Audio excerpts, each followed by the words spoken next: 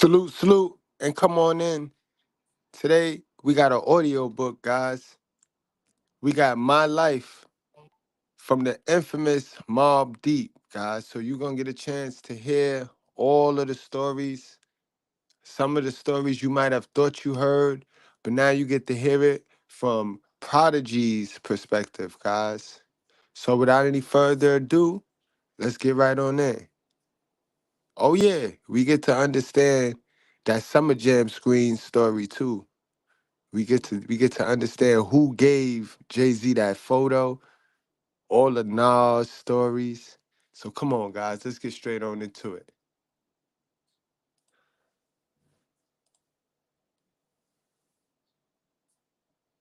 This is Audible.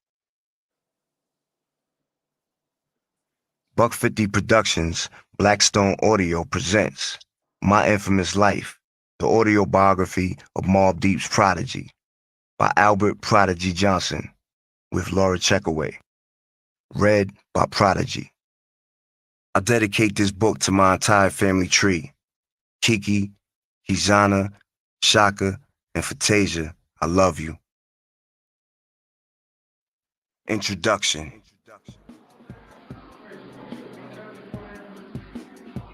June 28th, 2008, Mid-State Correctional Facility, Marcy, New York, 2:30 p.m. Sitting alone at my table in the visiting room, I had to wait until 3 p.m. when visiting hours were over before I could get back to my dorm. I wished I could have gotten up and walked out the prison with Alchemist when he had left, but I had more than 2 years to spend in that 8x10 box before I would be a free man again. This was the second time my friend and producer Alchemist had taken the 4-hour ride up from Manhattan to visit me. He looked good, healthy, and focused. The visiting room was packed, around 60 other inmates, their families and friends. During our visit, a few inmates shouted, "Yo, Mobb Deep! What up, Alchemist? What up, Prodigy?" I told Al how the inmates and the correctional officers had been showing me love and asking for autographs. But after Al left, I sat there, observing everyone around me, and I was reminded that I was just another inmate, just like everybody else.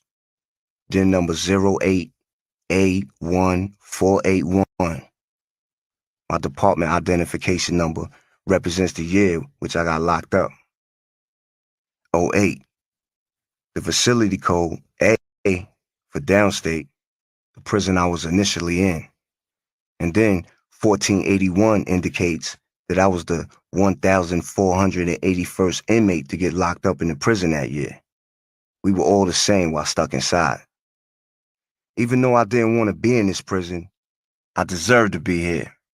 I would hear inmates complain and bitch all day and night about how uncomfortable they were, how unfair the rules and the officers were, and how stressful being locked up was. Stop crying, do your time, I say to myself. I've done plenty of damage in my days. I've done some wicked, evil, terrible things to people in my past. Shit. The 3.5 years I got was just a slap on the wrist when I think back on all the things I've gotten away with. So I just accepted my circumstances and made the best out of it. Put my time to good use. Prison has given me the time to reflect, look deep inside, realize where I've been, where I am, and where I'm going. I used to be cold and emotionless. I believe the disease I was born with, sickle cell anemia, made me that way. Factor in my environment and the people I surrounded myself with, and yeah, you got the makings of a sinful person. I'm different now, only 'cause I choose to be. I know now that good is the correct way to be. I've been straddling the fence for a number of years, thinking it was okay to do a little bit of evil if I was doing a lot of good. But life doesn't work like that. You have to choose a side. My mind, body, and soul are in excellent condition now. I've never felt so invigorated. I've been in the music industry since I was 16 years old, touring the world, selling millions of albums, groupies, drugs, alcohol, sex, radio, TV, magazines, video, money, jewelry, cars, fashion, rap verses, beats, and studios at my disposal non-stop for 17 years straight. Non-stop. 17 years. Do the math. I came to prison when I turned 33. The truth is, I never took the time to stop and mature mentally until now. To step outside my little fast-paced world and see what needed to be adjusted. It's like I was suspended in time. Like I was 16 years old for 17 years. I never grew up. You follow what I'm saying? I am a man now. My hard-headed ass took the long, rocky road to get to this point, but at least I finally made it. Chapter 1. And before we get to chapter one, guys, remember, this is why I tell y'all, study the stars, learn from their mistakes, guys. Instead of idolizing them to the point where you want to be like them, if you're going to idolize them, take the good and throw away the bad. Learn from their mistakes, guys. That's what we do here. Like, I call it the celebrity gossip channel, but we ain't gossiping. We learning. We gonna learn from them, and then we gonna step over those traps and loopholes that we need to step over. Salute, guys. Don't forget, in the top right corner is three dots. Hit the like button. Click those three dots and hit the like button for us. Genesis.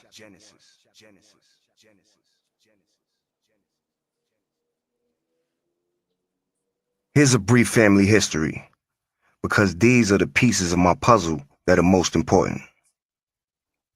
Both of my grandparents on my pop's side were half black, half Cherokee Indian from the dirty South. Grandpops from Dallas, Texas, and grandmoms from Richmond, Virginia. Bud and Bernice Johnson were big time in their day. Grandmoms who had a rare combination of dark brown skin, very soft, straight hair, was one of the first Cotton Club dancers at the world-famous nightclub in Harlem. Singer-actress Lena Horne, who also danced at the Cotton Club before her rise to fame, was one of her close friends coming up. In order to be a black person inside that club, your complexion had to be lighted in a brown paper bag, or you had to be part of the entertainment or the help. And that's where my grandparents met. My grandmother told me that my grandfather, who played in the club's band every night, wanted her to stop dancing there. But I don't think she stopped until she was ready. Grandpops was a world-famous jazz musician, now in the big band and Jazz Hall of Fame, who played the saxophone and clarinet and was friends with the major jazz players of that time, Billy Eckstine, Dizzy Gillespie, Gary Bartz, and Frank Foster would come over to the crib and chill. My grandfather wrote his own sheet music and released many albums. He helped teach Quincy Jones to read and write music and toured the world as a member of one of Quincy's first big bands. On weekends as a kid, late at night, Grandpops, or Big Bud, as they called him, would sit me on his lap and try to teach me all these funny-looking music notes while he puffed away on his tobacco pipe. It was a foreign language to me, and I was just too young. Soon after the Cotton Club gig, Grandmom's opened up her own dance school in Jamaica, Queens, the Bernice Johnson Dance School. She started the business in the basement of her house with only a handful of students, but grew so big that she became the first black woman to own a building on Merrick Boulevard and dubbed herself the H&IC, head nigga in charge. In the 70s and 80s, movies like Saturday Night Fever, Fame, Flashdance, Beat Street, and Footloose, plus the Michael Jackson and breakdancing and rap music craze, made people really want to dance. Her school was a huge success. But don't let the good fortune, showbiz, and spotlights fool you. Please don't, guys. And I want y'all to understand, just like Nas, who had a famous father, and that's his entrance into the club, Hollywood club, just like these guys. You heard Prodigy, you heard his accolades, his parents and his grandparents' accolades, his entrance. Please understand that the game is nepotism, guy. Nepotism. You gotta go independent. If you got the talent, I'm not here to crush your dream. I'm here to give you the inspiration to go independent. Cut out the middleman, guys. And don't waste your money trying to get on. Put yourself on. Invest in you. My grandparents and parents came up during the 1940s, 50s, and 60s, during major segregation, racism, lynching, and pure hatred for black people. When they gave birth to my father, Bud Johnson Jr., they were very well off money-wise. So growing up, my pops was known as the rich kid in South Jamaica. He got into a lot of fights to prove himself in the streets. Extra wild shit to show people he wasn't no punk. This was my pop's side of the family. Mom's side was different. On my mom's side, my great-great-great-grandpops, William Jefferson White, and great-great-great-grandmoms, Josephine White, were 5% black and 95% Irish. Her entire side of the family could pass for Caucasian. Great-great-great-grandpops wasn't a joke. He was a minister who founded and built Morehouse College in the basement of his Baptist church in Augusta, Georgia, in 1867. When I found that out, I had to pick my jaw from off the floor. So many famous black men graduated from Morehouse, including Dr. Martin Luther King Jr., Samuel L. Jackson, even Spike Lee. William's grandson, my great-grandfather, William J. Shaw, was the secretary of the Republican Central Committee of Georgia from 1926 to 1961, the only black member to hold that political position in Georgia at that time. In 1950, he established the first post office for blacks in Atlanta. Black people had to travel way outside of Atlanta for postal service before that. Finding out about my family tree blew my mind. At first, I was disgusted that I had white blood in me. All I could think about was some white slave master raping my black ancestors. But then I just learned to accept it. My father, Bud Johnson Jr., was born September 14th, 1942, and was raised in my grandparents' Jamaica, Queens house, right behind God Brewer Boulevard. My mom's, Fatima Frances Johnson, was born July 29th, 1944, and raised in Harlem until age 6, when her family moved to South Jamaica Projects right next to my pops. Her mother's name was Bernie Johnson, similar to my pop's mother, Bernice Johnson. Moms and pops met at my grandmom's dance school. Pops was 11, and he loved playing the drums. My mom's was 9, a girl with a sweetheart who loved to sing and dance. She took every class there was. Their puppy love was short-lived. Pops thought he was a player, and Mom's left him when she found out he had a handful of girlfriends. At 15, Pops was in a doo-wop group called the Chanters. They had a couple of lukewarm records. Mom's career, on the other hand, must have had Pops wishing he never messed up with her. In 1962, 6 years after my pop's short run in the music biz, Mom's was asked to join a group called the Crystals. Mom's was a dime, a 19-year-old light-skinned sister with hazel green eyes who happened to be in the right place at the right time. She had a young son, my older brother, Greg. We have different fathers. And she left him with family so she could hit the road. Mom's was big time. The Crystals had a bunch of hit records, including He's a Rebel, The Do Run Run, and Then He Kissed Me, Uptown, and There's No Other Like My Baby. They went on world tours with Diana Ross and the Supremes, Dick Clark, and the like. At one point, she was engaged to Charlie Thomas from the Drifters, but that ain't last. That was just some on the road too long and feeling lonely thing. After being on tour for 3 years straight, Moms and Pops got back together soon after she came back to New York. I guess he really loved her, but he was a wild boy. I know that she loved him. They finally stopped bullshitting and they got married. Now, I was born on November 2nd, 1974, at approximately 9:32 p.m. at Nassau County Medical Center in Hempstead, Long Island. By the time I popped out, Hempstead had become almost all black because of what's called white flight. That means that black people started buying property in white neighborhoods and the whites moved out. My grandmother owned 2 houses at that time, one in Hempstead and another in Lakeview, the next town over. Moms, Pops, my brother Greg and I moved into my grandmom's crib in Lakeview. At less than 1 year old, I was admitted to the hospital for the first time. Bright lights, doctors poking, stabbing, pushing, pulling all over my pain. My mother, my father, relatives' faces bending down, looking at me. Wires connected to my arm with bags full of fluid dripping. All these foggy memories, I guess the trauma I went through forced me to remember. I wanted to crawl back in my mother's stomach the same way I came out, back to the warm, dark place where I was safe. Who said I wanted to come out anyway? I was fine where I was at.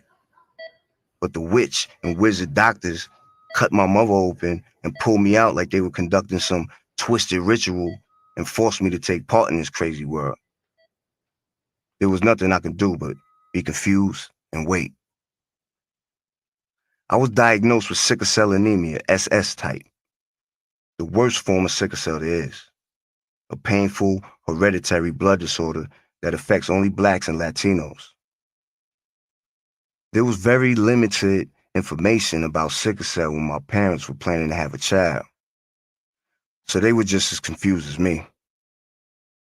When I got out the hospital, my parents brought me to my grandma's dance school in Jamaica, Queens. I went from being a science experiment, screaming in a cold, dark hospital alone, to laughing while doing a baby bounce to the sound of African drums, stomping feet, girls gyrating their bodies to the beat with hundreds of smiling black faces surrounding me. My father was a master African drummer, and my mom's was a dancer. I'd sit in the stroller on the sidelines, or someone would hold me on their lap for a better view, bopping my head to the beat so intensely that my father called me Bophead. Extreme pain to extreme pleasure has been the story of my entire life. That tremendous joy and pain, then joy and pain again, turned me into one little moody motherfucker. My grandmother's dance business was making a lot of money, and she enrolled me into a private preschool at age 4. During winter, waiting for the school bus in the morning, my ankles would start to ache. I hated cold winter mornings. A sickle cell attack would creep up slowly in my ankles, legs, arms, back, stomach, and chest. Sometimes my lips and tongue turned numb, and I knew I was going into a crisis. Crazy, right? When the bus came, I would walk slowly to avoid the pain bum rushing my whole body while the other kids stared through the bus windows, wondering if I was crazy or retarded. But I learned to stay calm and not be embarrassed. I'd rather move slow and look crazy than take the trip to the emergency room. If I moved my body parts fast, it would agitate my sickle cells and cause my pain to increase. But if I moved slowly, and if I was lucky enough, the pain would remain minimal and sometimes even go away. One chilly autumn morning, after walking extra slow to the bus because my pain was sneaking up, I sat in a seat where the sun was beaming hot. The sun shined in that spot the entire ride. I sat very still, without moving a muscle. 15 minutes later, I got off the bus and the pain was gone. I learned a new trick. The sun's heat actually killed the sickle cells. So every cold morning, I sat in the sun, and I would curse Mother Nature on cloudy, rainy days. That sounds painful, but sorry for the pause, guys. I gotta pay homage. Salute to Kings and Dreams. Salute, my guy. You already know. Thank you, my guy. Much appreciated. Let's get back, yo. Very interesting. But that gotta be some painful shit, right, guys? That gotta be some painful shit. Now I understand why they wrote Hell on Earth. Salute to the infamous Mobb. I was a very serious child who never got to enjoy life to the fullest like a normal, healthy kid because of my sickle cell. All my boys were into sports and physical fitness, but as bad as I wanted to, I couldn't join in because overworking my body would trigger my pain. Sometimes I'd wake up in severe pain in my stomach and back and constant throbbing like my bones were broken. Pain and I got real close in those early years. Ever since I was born, I was at the hospital at least 4 to 6 times a year with sickle cell. Every year. Sometimes for a week. Sometimes even up to a month. There's no conventional medical cure for sickle cell. The only treatment was high doses of strong pain medication, like Tylenol with codeine as a child, and Demerol or morphine as I got older. You know, the stuff that they give soldiers when their limbs get blown off in war. Hospitals only allow doses every 4 hours, but I had a high tolerance for medication because my pain was greater than most people's. After an hour, I was screaming in pain again. As a child, I'd be in the emergency room, screaming, squirming on a stretcher like I was about to die. Some evil nurses and doctors would try to shut me up. When they couldn't, they'd call security, wheel me into the back room, and close the door to muffle my screams. Finally, the pain medicine would settle me down. My family would rub the painful spots, trying to soothe me. But after visiting hours were over, it was just me and my comrade Pain. I saw a lot of death and disease in those hospitals. I shared rooms with kids with leukemia whose parents brought them anything they wanted, anything they wished for, because they were on their deathbeds. And it had a profound effect on my mentality. It turned me into a very no-nonsense little kid. As I got older, people always asked, "Are you tired? What's wrong with you? You look angry. Why are you so quiet? Are you upset?" I always hated that shit. No, I'm not tired. No, I'm not angry. Well, maybe a little bit. I'm just not a happy-go-lucky motherfucker. I'm a serious dude because I grew up with a lot of pain, death, and madness. It's rare for me to be smiling and in a good mood. At age 4, I got into a fight with this white kid in the schoolyard for calling me a name I can't even remember. I hopped off the swings and threw a toy teapot at him and missed. He threw it back, and I tried ducking by bending over to the front, but I only ended up using the top of my forehead as a bat for his wild pitch. A big cartoon lump rose up on my forehead. Head bleeding, I saw the scared look on the white boy's face. He didn't mean to hit me in the head. The teacher called my father. After I told my pops the story in the car, he told me to stop crying. "Don't ever duck down when somebody throws something at you," he said. Pops was also a karate sensei, a natural-born fighter, and had his own karate school for a few years before I was born.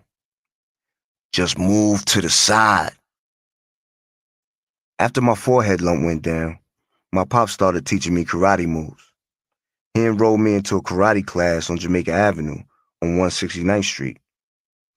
My mother didn't like it because of the full body contact, though contact didn't come until second and third degree white belt. My sensei had me cleaning the wood floor with a wet rag while barefoot in my uniform. This was for balance and stamina, like in the movie Karate Kid. strength training. After 2 months, I got frustrated because I wasn't learning to fight yet. I caught a sickle cell crisis from that cold, wet floor, and Mom said my karate lessons were over. Pops was pissed. "You turning him into a punk," he barked.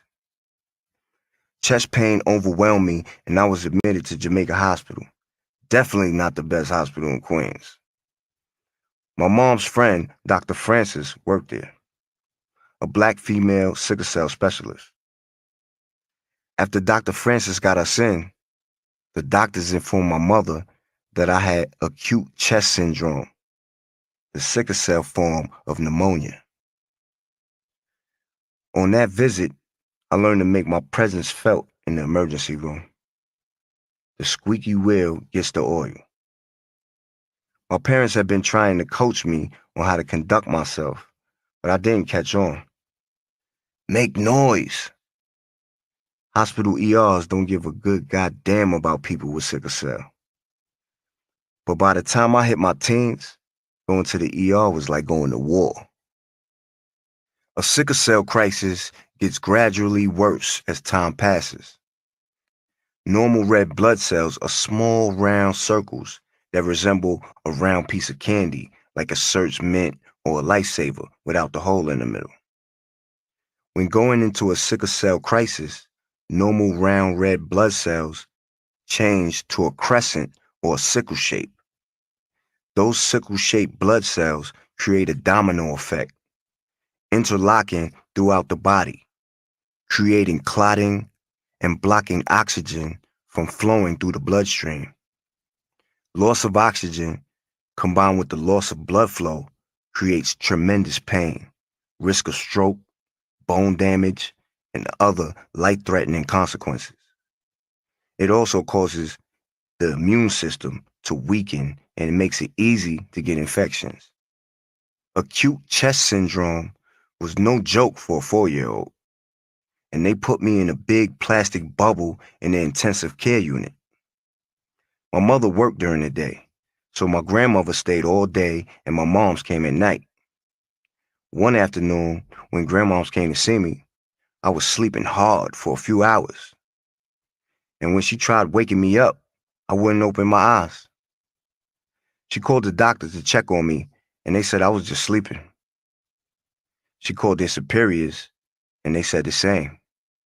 But my grandmother, a Southern, strong-willed female from the old school, knew better. She told them that the next person that she was going to call would be her lawyer if they didn't wake me up immediately. They went into a frenzy, finding that all my vital signs were deadly low, and I was slipping in and out of a coma. Grandma saved my life. Moms and grandmoms had a meeting with Dr. Francis to get me out of Jamaica Hospital. Dr. Francis had her own sickle cell clinic in a house on Farmers Boulevard in Jamaica, where I hated going because it meant I was getting a penicillin shot in my butt, one of her remedies for sickle cell.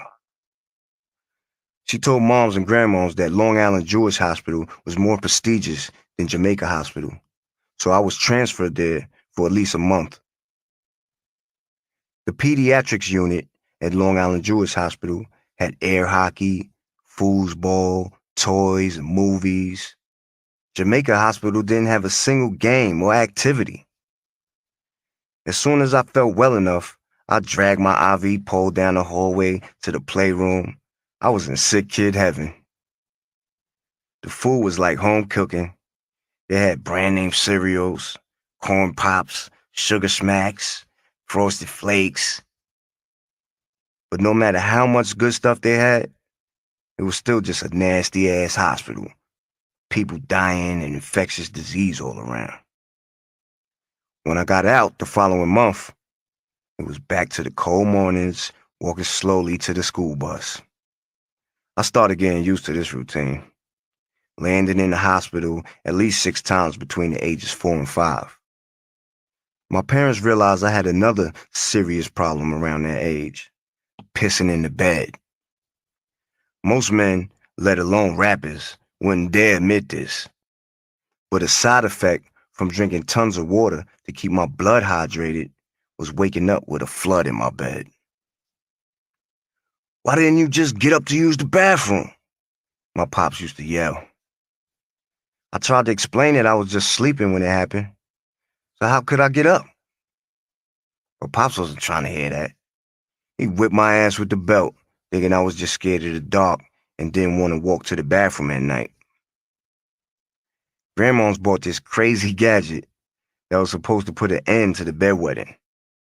A pair of padded underpants with a sensor in the crotch attached to a wire, which attached to my pointer finger, powered by a 9-volt battery.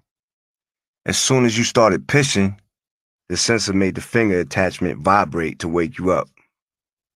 Basically a pair of high-tech diapers. I felt like an idiot, but it was worth a try. The first night, I slept through the vibrating and woke up with the usual flood in my bed. My fingers still vibrating when I woke up. We tried a few more nights, to no avail. The gadget went into the garbage. In 1980, when I was 6, my grandma's paid for me to go to Woodmere Academy, a private elementary school 5 minutes from West Hempstead in a town called Malvern. The school was 99% white. The only other black kids were my friend Darren and his sister Michelle. Darren smelled like he stepped in shit all the time. It had to be his breath. I never had any racial problems at Woodmere, except one day in the locker room after gym class, a white kid named Max had $40 stolen from his locker and tried to blame me. Max was the first person I'd ever seen with his own credit card. Most people I knew had never even heard of credit cards, but this 7-year-old kid in my school had one. It was American Express. "Did you take my money?" Max looked in my direction. "No." Max and I had a body blow fight in the locker room, punching each other in the stomach, ribs, and chest, and the teachers broke it up. He found his money later and apologized. Why would he accuse me? The only reason I could think of was because I was black. The white kids were cool though, and a few of the girls had crushes on me. In my first grade class, there was a pretty white girl named Michelle, with long, brownish blonde hair. After graham crackers and apple juice during snack time one day, the whole class went outside for recess. Michelle and I were the last two to leave the classroom. She told me she liked me, put her leg around my waist, and placed my hand on her ass. I was a scared punk. My mind wasn't as advanced yet because I was absent from school so often and didn't hang out in Lakeview Park like the other kids my age due to my sickle cell. Being hospitalized for weeks and months caused me to miss out on the birds and the bees activities. I wasn't ready for Michelle's advances, but she was all over me. I think it had a lot to do with my grandmother's car. Sometimes, grandmas would drop me off at school in her brand spanking new Cadillac with a burgundy pinstripe on the side and the burgundy leather seats. "Those white kids' parents dropped them off in Mercedes-Benzes and Rolls-Royces, so we gotta show them that your family got money too," she said. Michelle saw me getting out the car one morning and stared, starry-eyed. Grandmoms knew how to make a grand entrance. She lived, breathed, ate, slept, and shit show business. The world was her stage, and I learned a lot from her flashy actions. She would tell me about how she came up from Southside Jamaica to become the first black woman with her own building on Merrick Boulevard. Then hers was the first black family in Hempstead, Long Island, to build their own house. "Chaka, you gotta own your home," she said firmly, using my family's nickname for me after the Zulu king. "Black people must own their things." She bought her cars with cash, brand new out the showroom. You should see the look on those white people's faces when they ask me how do I want to pay, and I say cash. Pull out a bag full of money, and they start treating me very differently. Never put all your money in one bank, Grandma said, showing me bank deposit booklets, each from a different bank, adding up to a couple of $1,000,000. She taught me not to touch my money once I had millions like she did. Do you see all this money I have in these books? I get thousands of dollars in interest payments every month, she explained. I can either deposit the interest and increase my accounts every month, or I can live off the interest and use it to pay my bills, but I'll never go broke. Grandma was very rich at that time. She wasn't supporting my mother and father financially. We were struggling to survive, but she did make sure her only grandson, me, was well educated. At Woodmere Academy, I got the best education that part of Long Island had to offer. On the bus ride after school, I was the last one dropped off, so I'd stare at the spacious mansions that the white kids went home to, watching the neighborhood become worse and worse the closer we got to my house. And I'd go home to Lakeview, back to all the blackness. I learned a couple of things at that school. I found out that white girls were real aggressive when they liked you, and that little white boys had credit cards. On weekends at my grandparents' house in Hempstead, my grandfather, Big Bud, worked on sheet music in his room while watching baseball on his small TV. The walls of his room were covered with posters from tours in Russia, Japan, all over the world. Besides baseball and jazz, Grandpops had a passion for golf. He bought me a mini plastic play school golf set and tried teaching me on the lawn. He also bought me a small saxophone and signed me up for Woodmere Academy's band. But as hard as Grandpops and I tried, I couldn't even handle Mary Had a Little Lamb. That year, my whole family came to see me play at the band concert in the school auditorium. There were 5 saxophonists on stage, including myself. "You were so good," my folks encouraged me after the show. "You sounded great." If they only knew I was only pretending to play, I thought, keeping it to myself. My horn wasn't blowing a damn thing, but I played it off because my grandfather was proud. My 2 best friends were Carrie, who lived on the same corner as my grandmother's Hempstead house, and Stobo, who was like a brother. We were 2 months apart in age and had known each other since birth. We called each other cousins. Even cut our hands and rubbed our palms together to become blood brothers. When Carrie and Stobo slept over, Grandpops always came home drunk from his shows and took out his false teeth, smiling and chasing us around the house. It was a scary sight for a kid. Grandmoms would get pissed at him for being so drunk and loud. "Go to hell, you jackass," she'd yell after him as we scampered by. My father took me to see my grandfather perform at the Blue Note in Manhattan. I was the only little kid in the bar. But it was nothing new, because Pops was a heavy drinker and liked taking me along. As always, I ordered my favorite drink, 7-Up with cherry syrup and a couple of cherries on the rocks. And my Pops would order his, peach schnapps. People would stare as if to say, "How you got this little kid in a bar?" But nobody messed with my Pops. Grandpops played the sax like a madman, and the Blue Note crowd loved it. After Grandpop's shows or Grandmom's dance concerts, our tradition was to eat a big meal at a swanky restaurant and for me to order the same dish, lobster tails. It was usually the most expensive thing on the menu, and I never actually ate it, just dipped my bread into the butter. But Grandmoms got a kick out of me ordering it. My grandparents usually brought one of their famous friends to dine with us, like Ben Vereen, the dancer-actor from the movie Roots. He was Grandmom's student when he was a kid. Or Grandpops would bring Dizzy Gillespie or other famous jazz friends. And they all enjoyed the look on the waiter's face when I ordered first and chose the lobster tails with melted butter. My grandparents were from an era of vicious racism and poverty, so my grandmother especially loved to show off and let white people know she had money. One dreary winter evening, my mother, father, and I were at home watching Buck Rogers on TV when we got a phone call from the Nassau County Emergency Room. Grandmoms had been hit by a car while crossing Hempstead Turnpike leaving A&S department store. A hit and run. We rushed to the hospital.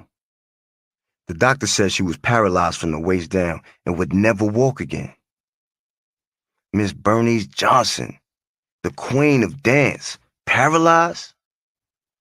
Grandmoms came home in a wheelchair a few weeks later. I didn't see her down or depressed one time. Doctors don't know shit. I could walk if I try hard enough, she said. She came from a family of tough Southern women. I don't believe in can't. After about a year, Grandmoms was walking on crutches. And the following year, she was teaching classes, moving and kicking without assistance. Grandmom's annual concert at Lincoln Center was a major event that year, her big comeback. Stobo and I ran around Lincoln Center every year like it was our personal amusement park, sneaking into the balcony box seats. Cousin Craig dared us to climb up the catwalk to the lights in the rafters. We loved peeking at the women and girls changing costumes backstage. Our favorite was Tina Douglas, R&B singer Ashanti's mother. Ashanti, who wasn't even born yet, would soon grow up in my grandmom's school too. Tina was fine as hell. Woo! Now that's some juice for you right there, guys. That's some juice for you right there. He knew Ashanti moms before Ashanti knew her moms. Message. Dark brown skin with a fat ass, big breasts and green eyes, decked out in Gucci boots and bags. She made us want to grow up fast. Peep how all of these celebrities, guys, all of these celebrities, they all got rich parents. They all got, I mean, this is nepotism. So go independent. Stay independent, guys. Few of the ladies would bend over and stretch, secretly knowing that Stobo and I were watching. At the end of the show, Grandmoms came out to thank the Lincoln Center crowd while Ben Vereen clapped on stage behind her. The audience gave her a standing ovation. After the show, you already know what it was. Lobster tails with hot butter sauce, of course. When I was 6 years old, moms and grandmoms enrolled me into dance school classes. They decided it was a good way to keep me healthy because with sickle cell, the body needs light exercise to allow the blood to properly circulate. Okay, so now we're about to get into how he was able to take that picture. Why he took the picture, guys. He was in dance class. He was in dancing school. And in some dancing school, you got to wear, you know what I mean, tights. You know what I mean? I don't know about wearing a tutu though. I don't know about a tutu, but you got to wear tights. But let's go, guys. Make sure you hit that like button, guys. Hit that like button in the top right corner, guys. I enjoyed the classes, but I never understood why moms and grandmoms and everyone else there was so passionate about that type of dancing. To me, it was boring and corny. The only thing I liked about it was my boy Stobo was there too, and being around all those girls. Tap dancing was my favorite class. One of Grandma's close friends was an old school tap dancer named Sandman Sims. He had this routine in which he'd sprinkle some sand on the floor, and when he tap danced on it, it made a unique crunching sound under his shoes, like the sand was a part of the beat. I was amazed. What I loved most about the dance school, Now what's crazy, guys? Before y'all go and dig up some dirt on Mr. Goodbread, I'm gonna be transparent. I used to tap dance, guys. Yes, on 92nd Street Y, guys. I used to tap dance. In fact, I did a tap dance performance, dolo solo, to Freaks Sixth grade graduation, guys. I was the entertainment. I command the stage, guys. I command attention since way back then, guys. Do your research. Salute to Gregory Hines. Was that my grandmother owned it. Stobo and I ran amok in that place. It was our clubhouse. Plus Jamaica Avenue, the major Queens shopping area was right outside. What more could a young devious mind ask for? On my 7th birthday, my pops pulled out a shiny, nickel-plated 380 in my Uncle Eddie's basement. Pops always told me that Eddie was a punk because he didn't bust his gun when they had beef with somebody over Eddie's sister. I'm gonna teach you how to shoot a gun, Pop said. I was shook. I did what he told me. Pops put a small garbage can across the room to use as a target. He put the gun in my hand, warning me that the gunshot was going to be very loud when I squeezed that trigger. I calmed myself down. Finally, I fired my first shot. The first shot was stupid loud and scared me so bad I jumped way back. For the second shot, I held the gun with my right hand, tilted my head covering my right ear with my right shoulder, put my left hand over my left ear, and shot at the can again. Pops was really crazy. I think he just had me shooting to scare Eddie. We shot at that can for a couple hours, then we went home. Around that same time, Pops came home with a big BB rifle. We'd practice shooting birds up in the trees in our yard and at the park across the street from our house in Lakeview. After a week, the whole park was full of dead birds. Gross. I guess Pops was trying to make sure his son wasn't no punk because of sickle cell. That's why Pops was teaching me all this stuff. He was very intelligent, but as smart as he was, he must have had some type of criminal gene in his DNA. Yeah, he was a very wild boy who got into a lot of fights with the hands and the guns. Pops was one gun-happy motherfucker. Mom's got a job working for the New York City Housing Authority, helping people get apartments in the projects. Every 2 years, she was transferred to work in a different project. During the summer, she brought me to work with her, and I played in the playground of whatever hood she was working in. Harlem, Brooklyn, Queens. But the best was when they transferred Moms to Queensbridge projects. She worked there for 6 years. It was the summer of 1982. I was 8, and Moms enrolled me into Reese Day Camp. Mom's office was on the infamous hill in Queensbridge, and the camp was across the street. Almost all the kids in QB went to Reese because it was right in the projects. I loved it because of the girls. QB had some real pretty girls. But when 5 o'clock hit, we would be back on the Long Island Railroad, back to Lakeview.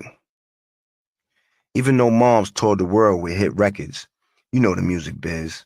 After all the filet mignon, champagne, caviar, and limo rides, she never got the money she was owed. We were on welfare and food stamps until Mobb got the housing authority job.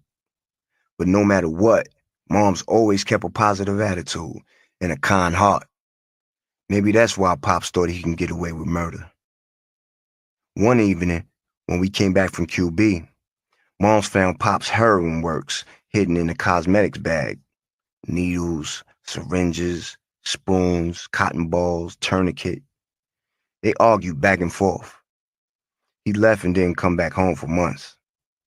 When he did come back, Moms made his ass sleep on the couch. When I was 8, Pops took me for a ride and told me about how he'd been addicted to heroin since he was 14 and that he and Moms might split up. No kid wants to see a parent split up. But Pops explained it in a way that made sense. Then we pulled up to a jewelry store. "Wait in the car," Pops told me. "I'll be right back." 5 minutes later, he came running out with a big brown shopping bag full of gold and all types of jewels. This fool just robbed the spot. We got 4 blocks away, and the Nassau County Police were immediately on our ass. After a high-speed chase through Hempstead, Pops finally came to his senses and stopped the car. They put me in the back seat with him. Pops had the cuffs on behind his back, and I held his hand all the way to the precinct. The cops gave me chips and soda while I waited for Moms to pick me up. She went buck stupid on Pops after that, screaming and yelling. "How could you do this? That's our son, our little boy." My grandma's bailed him out 7 hours later, and he and Mom separated permanently. When he came home later that night, though, we finished our conversation from earlier in the car. My Pops was a cool, calm nigga, chilling, like what happened earlier was nothing. I loved that motherfucker. The next day, Moms and I were back in QB. She dropped me off at camp, then went to work. Reese was empty that morning. Only the counselor and 3 other kids were there. 2 of them were girls. The best-looking girl walked over to me and asked me if I was new to the hood. We walked away to the card tables right outside the door. She made it real easy for a little 8-year-old without much game because she did all the talking.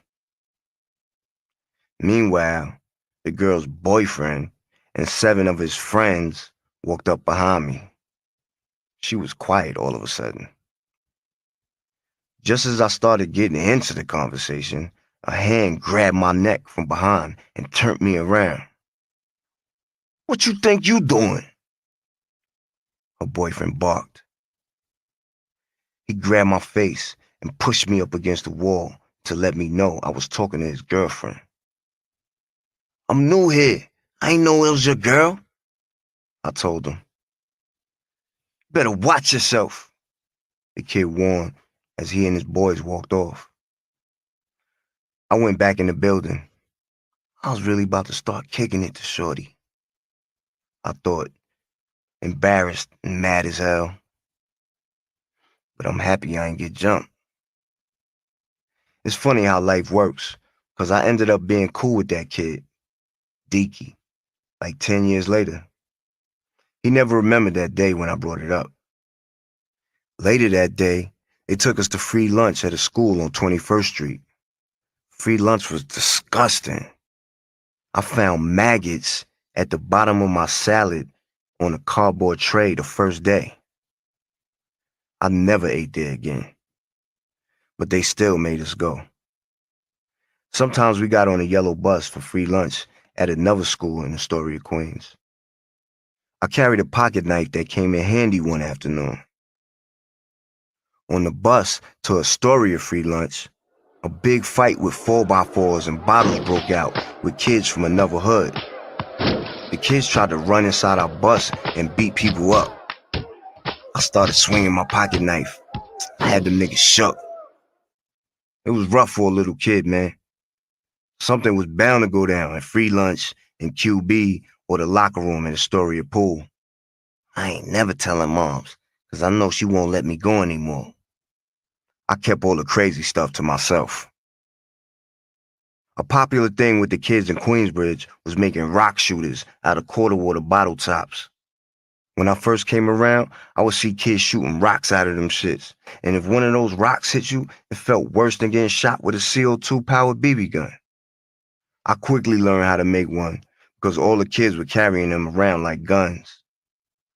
First, you buy a quart of water and a pack of balloons. Drink the juice, and after it's empty, take a knife or razor and cut the top of the bottle off. Put the balloon over the top part that you drink from. After that, all you need is a pocket full of small rocks or pennies. Drop a rock or penny in, pull the balloon back, let go. Man, that shit will go through a windshield if you do it right. We used to have ill shootouts, 20 kids against 20 kids. Queensbridge didn't have concrete pavement back then. It was all dirt paths and hills. The projects were being rebuilt with basketball courts, fences, and playgrounds. On the block after day camp, I'd listen to the older dudes freestyle back and forth. And that's a fact, man. Those are the days before the internet, guys. Keep in mind how luxury you have it. You have luxury, and it's crazy how y'all got the most complaints. This generation had the most complaints, but I tell you, our generation, we had to make it work. We had to make it work, and we was outside, jumping on mattresses, doing what he just said. We was having water fights with water balloons, playing football outside. Guys, we actually held the block up where we was playing football, guys, outside. Man, those were the days. Those was the good old days. How many of y'all remember the good old days, guys, before this internet came and made everything lazy? How many of y'all remember the manual era? That's what I'm gonna call it, the manual era, where you had to make it happen. You had to make it happen. I wrote my first song, Use a Crackhead, when I was 9. I heard one of the older dudes rapping about crackhead, so I made my own version. My mom's brother and friends in QB told me it was good and gassed me up. That was the beginning of my road to the riches, the moment that I first started rapping. A Broadway show, The Tap Dance Kid, needed a little boy to play the starring role. My grandmoms had major connections in that world. She gave the producers photographs of me, and they called saying they wanted me to be the new Tap Dance Kid. Grandmoms explained that the casting people were on the phone, and they wanted me to be the star. She told me I'd be famous and make a lot of money, but that it would be very hard work, and I'd have to perform 2 shows every night. I was stuck. I was scared. Plus, I wasn't even really into dancing. I thought about it for 5 minutes and told her, no, thank you. For the next 10 years, grandmoms kept telling everybody I turned down the starring role of a major Broadway musical. The kid who wound up getting the part was Alfonso Ribeiro. He appeared in a Pepsi commercial with Michael Jackson after that and became a TV star on The Fresh Prince of Bel-Air. Whoa, they go another nugget for y'all right there. How many of y'all knew that, guys? Don't forget, guys, in the top right corner is 3 dots. Click in those dots to find the like button.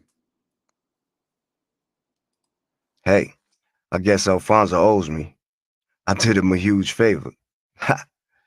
Sometimes I think, what if? Nah. In 1983, near to when the movie Breaking came out, grandmoms talked me into performing at our annual concert at Lincoln Center. I've been taking her dance classes since I was 6, but at age 9, breakdancing and rap music were my new thing, and I wanted to stop the other dance stuff. I was at that age where I wanted to be cool. Stobo and I would be outside the crib in Hempstead with a flattened cardboard box and a radio battling 2 other kids on my block.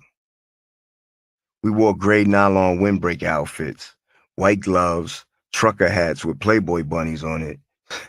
We thought we was breakdance masters. I asked my grandmother to let us do a breakdance routine at her next concert. Only if you both perform the regular dance classes at the show, she told me. We agreed.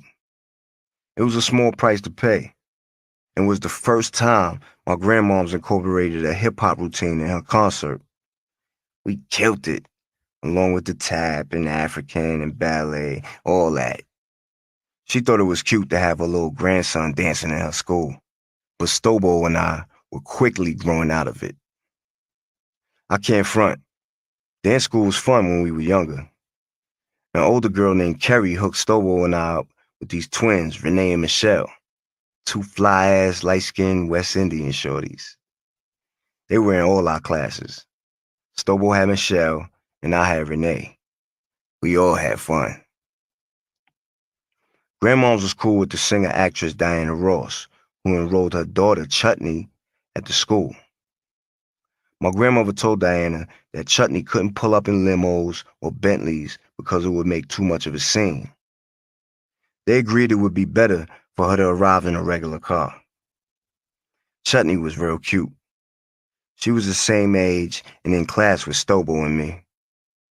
When the word got around that Diana Ross's daughter was taking class, Kerry pulled me into the hallway, offering all kinds of ways that I should approach her and get her to be my girlfriend.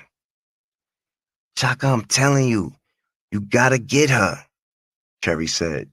Forget about Renee. Chutney's rich. Kerry tried her best, but it never happened. Chutney was there for 6 months, and she got tired of all the attention. Diana Ross was doing a huge concert at Central Park in Manhattan on July 21st, 1983. My grandmother provided her with backup dancers, and my father helped with the stage production. Diana asked me to join her on stage because she thought I was cute. I want you to walk out with me at the end of the show and say goodnight, she told me during. I told y'all Diana Ross had a problem, y'all. Dirty Diana. Dirty Diana. Uh-huh. She had a problem with liking young guys, yo. Y'all older women gotta chill. Y'all got to chill. In rehearsals. Do you want to do it? Yes. On the night of the show, there was lightning and thunder and then buckets of rain. The lawn was a blanket of deep, muddy patches, but it was summertime in Central Park, so the crowd wasn't concerned. They came to see Diana Ross. It was packed. She performed soaked, and you know black women and their hair in the rain don't mix. Well, Diana didn't care. The production people told me to get ready to get on stage. I was petrified and changed my mind. My moms, pops, and grandmoms tried to convince me, but I said no. That was the first and the last time I caught a case of stage fright. Our feet got stuck in the mud on the way out the park. My sneaker came off in the sludge, and so did my mother's shoes. No lobster tails that night, just our tails in the shower. On October 20th, 1984, Moms got a phone call from my grandmother saying that my grandfather had a heart attack and died in his sleep in a hotel room in Kansas City while he was on tour. He was 73. The entire jazz community came out for his wake 5 days later at St. Peter's Church on 54th Street and Lexington Avenue in Manhattan. Minister Reverend Genzel, who was also a jazz musician, helped make it all possible. My father was on the run from his jewelry store case, laying low, so he couldn't make it. I know that hurt him. The service was like a party with a lot of sad faces. I walked up to Grandpop's open casket and stared at him. My boy Stobo was with me. I leaned over and kissed Grandpops on the forehead. It was ice cold. That was the first and the last time I touched a dead body. While Stobo and I were staring at him, it felt like Grandpops might sit up and do the scary face with his teeth in hand. After the service, his body was cremated and his ashes spread out into the ocean. Pops kidnapped me that same year and took me to Detroit, where he'd been staying since he and Mom split. I went over to my grandmom's in Hempstead, and Pops was waiting for me. He didn't take me by force. He just didn't tell Moms where we were going. I guess he missed me and decided to take his son.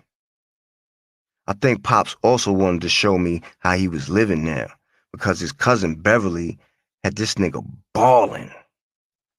She had her own investment firm in Detroit and gave Pops a high-ranking position. Pops was wearing these fly-ass three-piece suits without the necktie. He was opening off his new whip, a 5-speed Renault he had shipped from France. Beverly was richer than a motherfucker. In downtown Detroit, there was a skyscraper with her name on it. We lived in the finished part of a mansion she was having built. Beverly's son, Eric, was around 18, and her daughter, Cecily, was 12, 2 years older than me. Their backyard had a river where we went fishing for crawfish. Man, we were in Detroit living a life. I think Pops waited almost 4 months before he called Moms and told her where we were. She knew Pops had me. She just didn't know where. She threatened to call the cops, but I lived in Detroit for more than a year. Moms probably didn't want to upset me because I was happy to be with Pops' crazy ass anyway. Plus, Cecily and I had a crush on each other. The term kissing cousins comes to mind. I found out Pops and Beverly had a little something going on themselves. No wonder he was an overnight success. We went to Detroit Tigers baseball games a lot. I enjoyed the popcorn and the hot dogs more than the baseball. Pops took me to see Scarface, starring Al Pacino, on opening night. Now that was a fucking movie.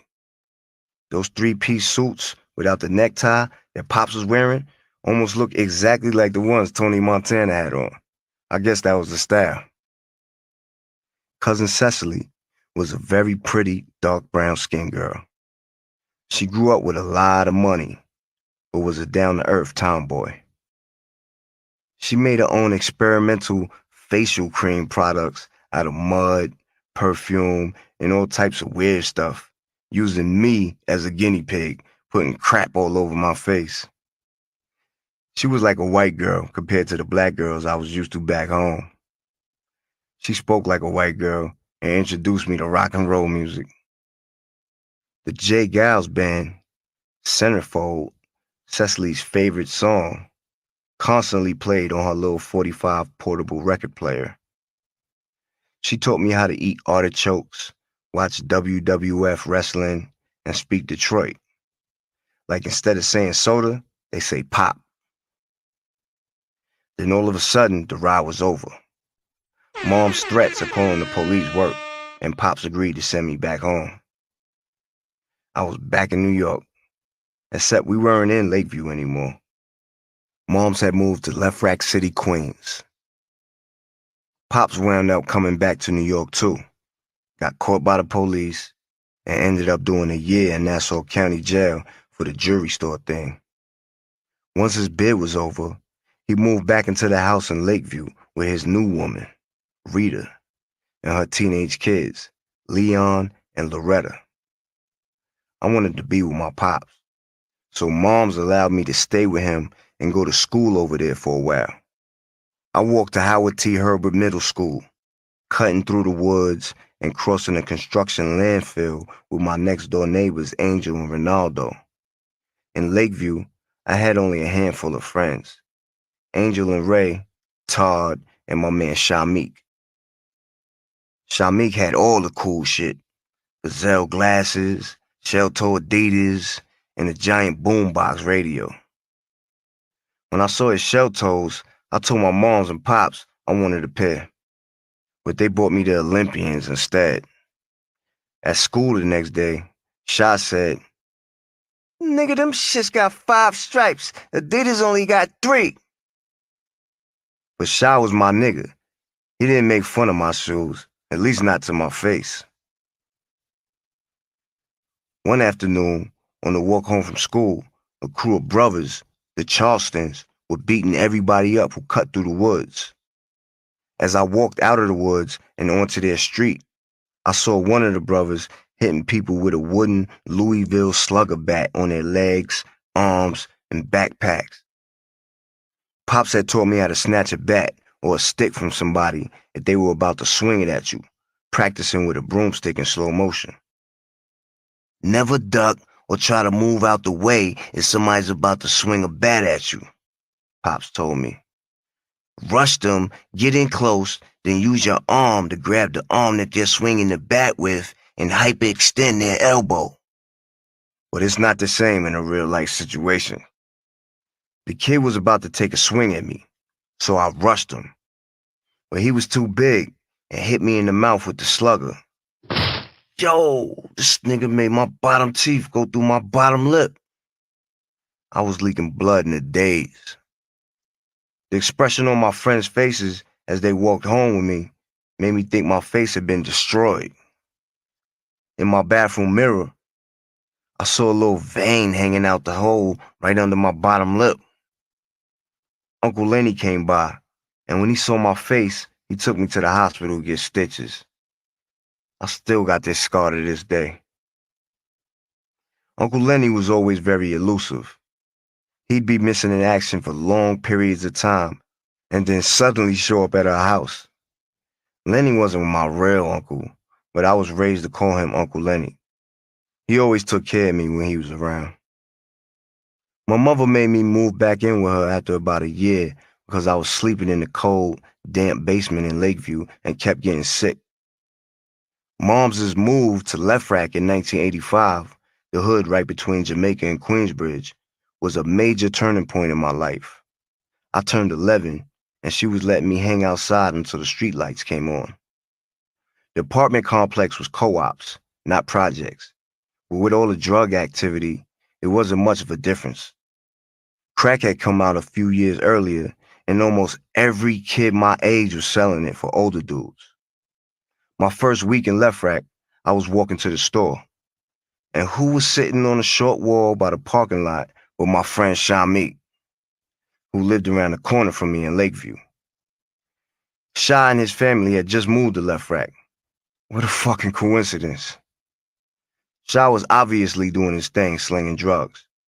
You can usually tell if somebody was slinging drugs by looking at their jewelry and clothes. Shamik had all the new sneakers before they even came out, fresh jeans and snorkel coats. I enrolled in Halsey Junior High School, right across the Long Island Expressway from Left Rack. On the first day of school, I saw kids with big rope chains, rings, and all the latest fashions. Left Rack was a cash cow for drug dealers. Everybody sold drugs. It made me stop caring about school and start caring about how I looked. Jewelry, clothes, sneakers, Nike Air Maxes, Louis Vuitton, triple fat goose bubble jackets. When the school bell rang at 3 p.m., everyone from Left Rack walked home together. Within the first 2 weeks, I got into it with this Indian kid who thought he was tough because he was taller than me. Everybody called me Pee-wee because I was so small. I don't recall exactly how the fight started, but I know for sure how that shit finished. A bunch of people from my block whipped the cowboy shit out that kid. After that day, we beat people up on our way home just for fun. This African kid named Mabunda didn't like me and wanted to fight. I was shook. In the crib on the couch, I'd be daydreaming of ways to sneak attack this motherfucker. One of my ideas was to walk up to him. "Hey man, I don't want no beef with you, man," I'd say, reaching my hand out to shake his. While I had his hand, I tried to break his nose or something. I practiced my punches beating up my mom's flowery, forest green couch pillows. I had another idea of carrying a D battery in my pocket to make my fist more solid. Bunda and I never got around to fighting each other and became real cool a year later. The first year of school was wild, and it only got wilder. Every building in Left Rack was named after a foreign country. I lived on the 5th floor of Peru. I made friends with 2 Puerto Rican brothers, Eric and Booby, on the other end of the hallway. The Peru building's lobby was attached to Colombia, where a dude named E and his brother Pop and my boys Justice and Zion lived. We all went to school together. I was coolest with Booby. I used to be across the hall in their crib every day. We ate dinner together and stayed up all night watching TV. I tried learning some Spanish from them, but I only picked up on the curse words. Booby was a DJ and had all the new rap albums. We wrote down entire songs to learn every lyric word for word. The Jungle Brothers, Jimbrowski, was our jam. They shouted out, "Jimbrowski in Left Rack." It made us proud to be from Left Rack. 1986 was the year of Mike Tyson. I saw my first Tyson fight at Booby's crib. It lasted about 30 seconds. After the fight, Booby and I went outside. Rakim, Biz Markie, Slick Rick, the Jungle Brothers, and Big Daddy Kane blasted from the boom boxes, and everybody was drinking and smoking. It was almost dark, so my time was limited. We drank our first tall cans of malt liquor, Schlitz, with the blue bull on the label, because the curiosity was killing us. My brother Greg gave me some sips in his beer when I was 5 or 6. Even let me take a pull of his weed. One toke, I was choking. After we tried a few swigs from the tall cans, I didn't drink again for a long time, because it was nasty. By the time I turned 11 and was living in Left Rack, my attitude about dance classes changed. I can't do that shit no more. But I was still there every Saturday because that was my family's business and because that was our hangout spot. I got my first piece of pussy in that place when I was 11. One Saturday evening, my Spanish homie Sean from Roosevelt, Long Island, took a girl to the basement and told her if she wanted to have sex with him, that she would have to let me hit it first. Go ahead, have sex with him, he told the girl, nodding toward me. She agreed. I kept my boxers on. Afterward, I went upstairs to wash up in the bathroom, and there was blood all over my boxers. I looked down like, yo, what the fuck is this? She had her period. Disgusting. I must have washed my pole like 30 to 40 times in a row. It was traumatic, and that was my first time having sex. My mom took dance classes at my grandmother's school in Jamaica ever since she was a little girl, and was still doing it faithfully every weekend. My grandmother had a group of female friends who helped her run the dance studio, including one of her best friends, Miss Barbara Brooks. Her grandson was Stobo, and he was still there every Saturday just like me. No longer confined to classes, we ran wild in the school and on Jamaica Avenue along with Stobo's real cousin Craig. Grandmom's other best friend, Joyce Gresham, had a grandson, John Michael. We called him JM. He was only 6, but he always wanted to hang out with Stobo and me. It seemed like every girl in Queens went to my grandmother's dance school. A lady named Miss Beverly Edge had 3 daughters, Donna, Wendy, and Kerry. The youngest, Kerry, who tried to set me up with Chutney Ross, was around 7 years older than us, and taught Stobo and me all the secrets about what girls wanted and liked. Sitting on the floor in the dance studio one afternoon, Kerry was stretching while schooling Stobo and me about what women want. Chaka, you always quiet and laid back, Kerry told me. That's good, 'cause girls don't like guys that act foolish like little boys. Kerry tried to play matchmaker, hooking Stobo and me up with the pretty girls. We used to stare at the older girls in their tight dance uniforms, and Lord, there were some real thick bodies. Stobo and I had a crew called the Jungle Brothers, named after the rap group. The crew consisted of me, Stobo, our friend Roger, who became a professional dancer, and my homie Sean. The sole purpose of our crew was to run trains on the girls in the dance school. I'd find a girl, take her into an empty room at the school, trying to convince her that if she wanted me, then she had to show my brothers love too. Some girls went for it, some didn't. At least 8 of the girls who went for it were snitched on by other girls. When parents started pulling their daughters out of the school, we got in trouble. But we kept right on doing our thing on the low. Roger was serious about making dance his career. He was West Indian and lived across the street from the USA Diner on Merrick Boulevard in Rosedale, Queens, a popular hangout spot for girls and hustlers. There was loads of action by Roger's house. His mother was strict, and he had a sister, Sandra, and an older brother known as Call Me Al. Roger explained that they called his brother Call Me Al because when they first moved to Rosedale, the dudes in his neighborhood tried to test his heart. When they asked his name, Roger's brother replied, "Just call me Al." A fight broke out and his brother whipped everybody's asses. From that point on, they gave him respect, and their name, Call Me Al, stuck. Kool Rock Ski from the 80s rap group The Fat Boys lived down the block by Rosedale Bowling Alley. His bandmate, Buffy, aka the Human Beatbox, always drove up and down Merrick Boulevard in different Mercedes-Benz 190s with two-tone colors and curtains on the windows. Kool Rock's brother, Blaze, who I was real cool with, often hung out at Roger's crib. There was endless mischief to get into at Roger's crib.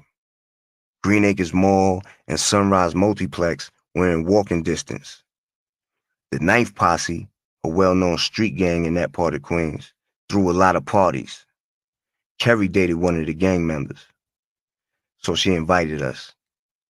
There were also a lot of reggae music parties because that side of Queens had a huge West Indian population.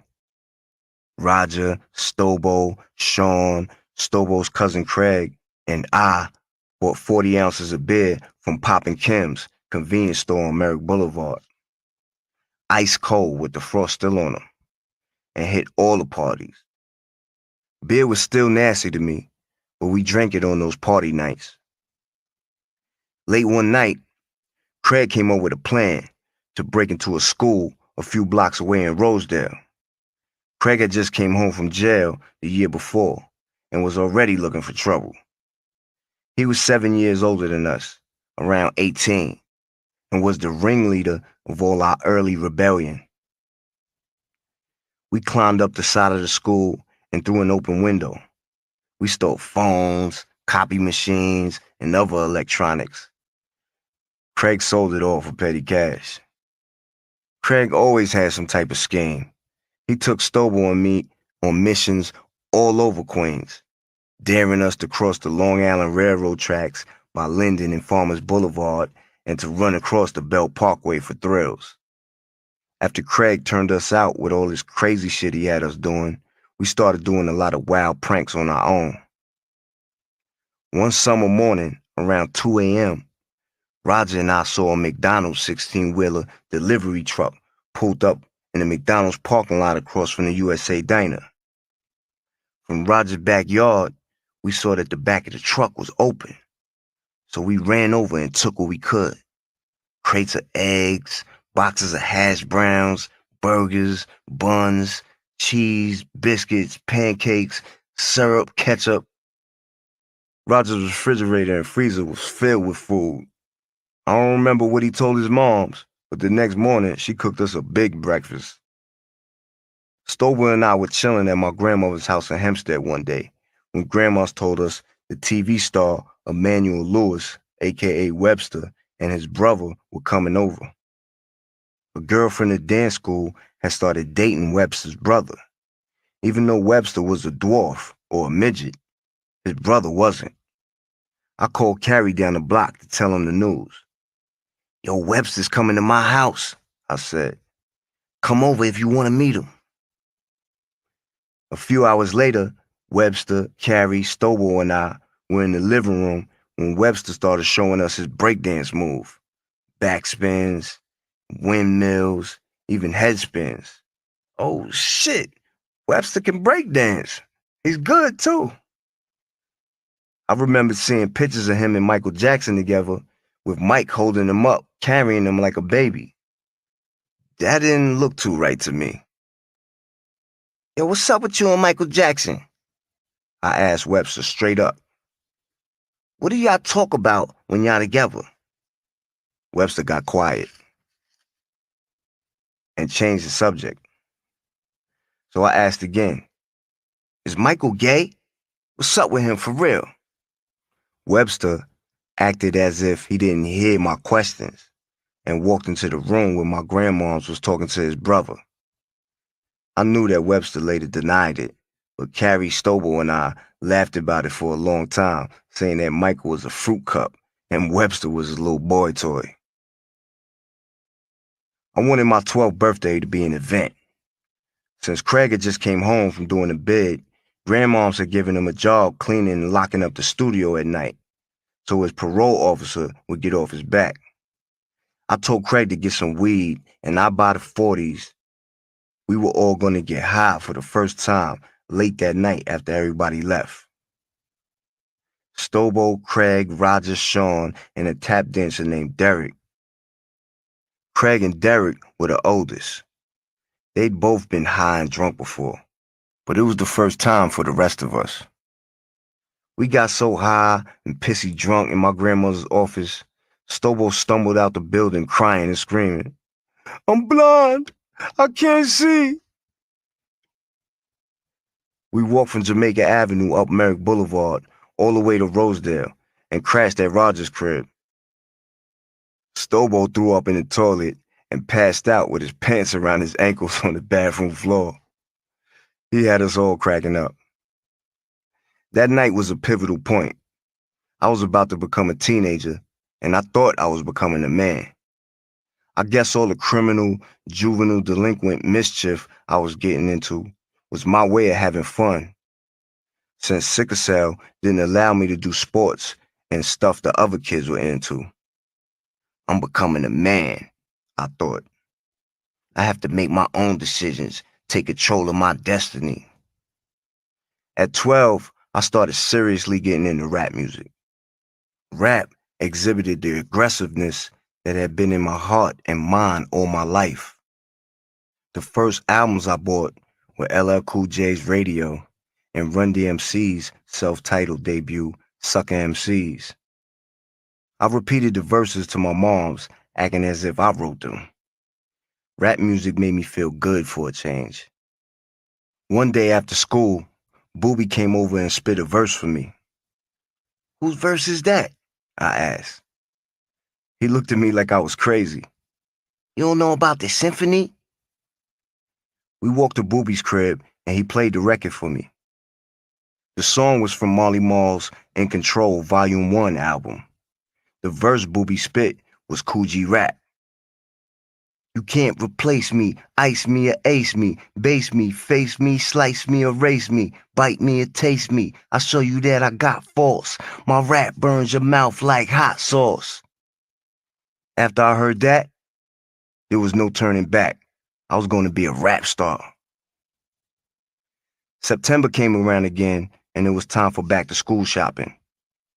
And my moms couldn't afford the black construction Timbs that I wanted. She put a pair of discount $19 motorcycle boots that looked like they were from Mad Max on layaway. I hated them. I wanted what was popular in the hood, so I decided to try my hand at crack. The biggest dealers in Left Rack went to my school. Two of them, my man Steve and my other man Jason, both of them wore jewelry, suede jackets in every color, and different sneakers every day. They had to be making $10,000 a week, no lie. Those kids had other kids our age moving G-Packs for them. A G-Pack was $1,000 worth of crack. There was an older dude in his mid-20s, B, who everyone worked for. After the first day of the new school year, I went to Jason's crib, where they cooked and bagged up the stuff. I told Steve and Jason that I wanted to get down. They gave me a test pack, about $100 worth of crack in $10 vials. I walked around the hood, sold it, and brought them the money. This is easy, I thought. Jason gave me one more test pack. I walked around and made 3 sales in the multi-level parking lot where people sold because it was shielded from the outside view. 2 white plainclothes cops walked toward me. I tried to walk away. "Hey kid, come here, stop." They ran up and found the crack in my pocket. "What the hell is this little kid doing selling crack?" One undercover asked the other, then turned to me. "Why is somebody your age selling drugs?" I was 12, but I looked 8. They took the vows and sent me on my way. Still shook, I hopped the fence and took the shortcut home. The next day, when I told Jason what happened, he didn't believe me. He wanted his money, but I ain't have it to give. The following morning, Jason was waiting for me outside of school. He wanted to fight. "All right, cool," I said. "We could fight." While I was taking off my jean jacket and backpack, he snuffed me, knocking me down to the ground. He kicked me in my stomach and groin. All I could do was ball up into the fetal position until some girls from my building pulled Jason up off me. People watching the fight said Jason didn't score no points by not letting me take my backpack off. He didn't leave no bruises on my body, just my ego. Shamik, my boy from Long Island, who had also moved to Left Rack, and his homeboys asked if I wanted to get Jason back, but I let it go and stopped selling drugs for a while. I bought a switchblade and a BB gun and brought them to school every day. A gang called Boom Bash from Jamaica would beat people up, like 50 of them, waiting after school. A couple of the gang members, Bam Bam and K-Love, used to sit at my lunch table. I got cool with them, so I ain't had to worry about getting jumped. But I kept weapons on me just in case. You never know. One day, I left my mini black elephant skin JanSport backpack in the class by mistake, and the teacher brought it into the principal's office. "Albert Johnson?" I was called to his office over the loudspeaker. "Albert Johnson, please report to the principal's office immediately." When I got there, he pulled the switchblade and the BB gun from my bag. "I'm supposed to call the cops and have you arrested and expelled," the principal said. "But I'm going to give you a break this time." He called my mom's instead to tell her I was suspended for 2 weeks. Moms had to leave work to get me and yelled the whole walk home. I was on punishment for a month. I had to be home by 4 p.m. instead of when the streetlights came on. Lying in my bed with my window halfway open, I could hear the whistle from the beginning of Rakim's My Melody, blasting from a boombox. Laughter and loud chatter from everybody on the block chilling on the benches in the spring air. I was fiending to be back outside.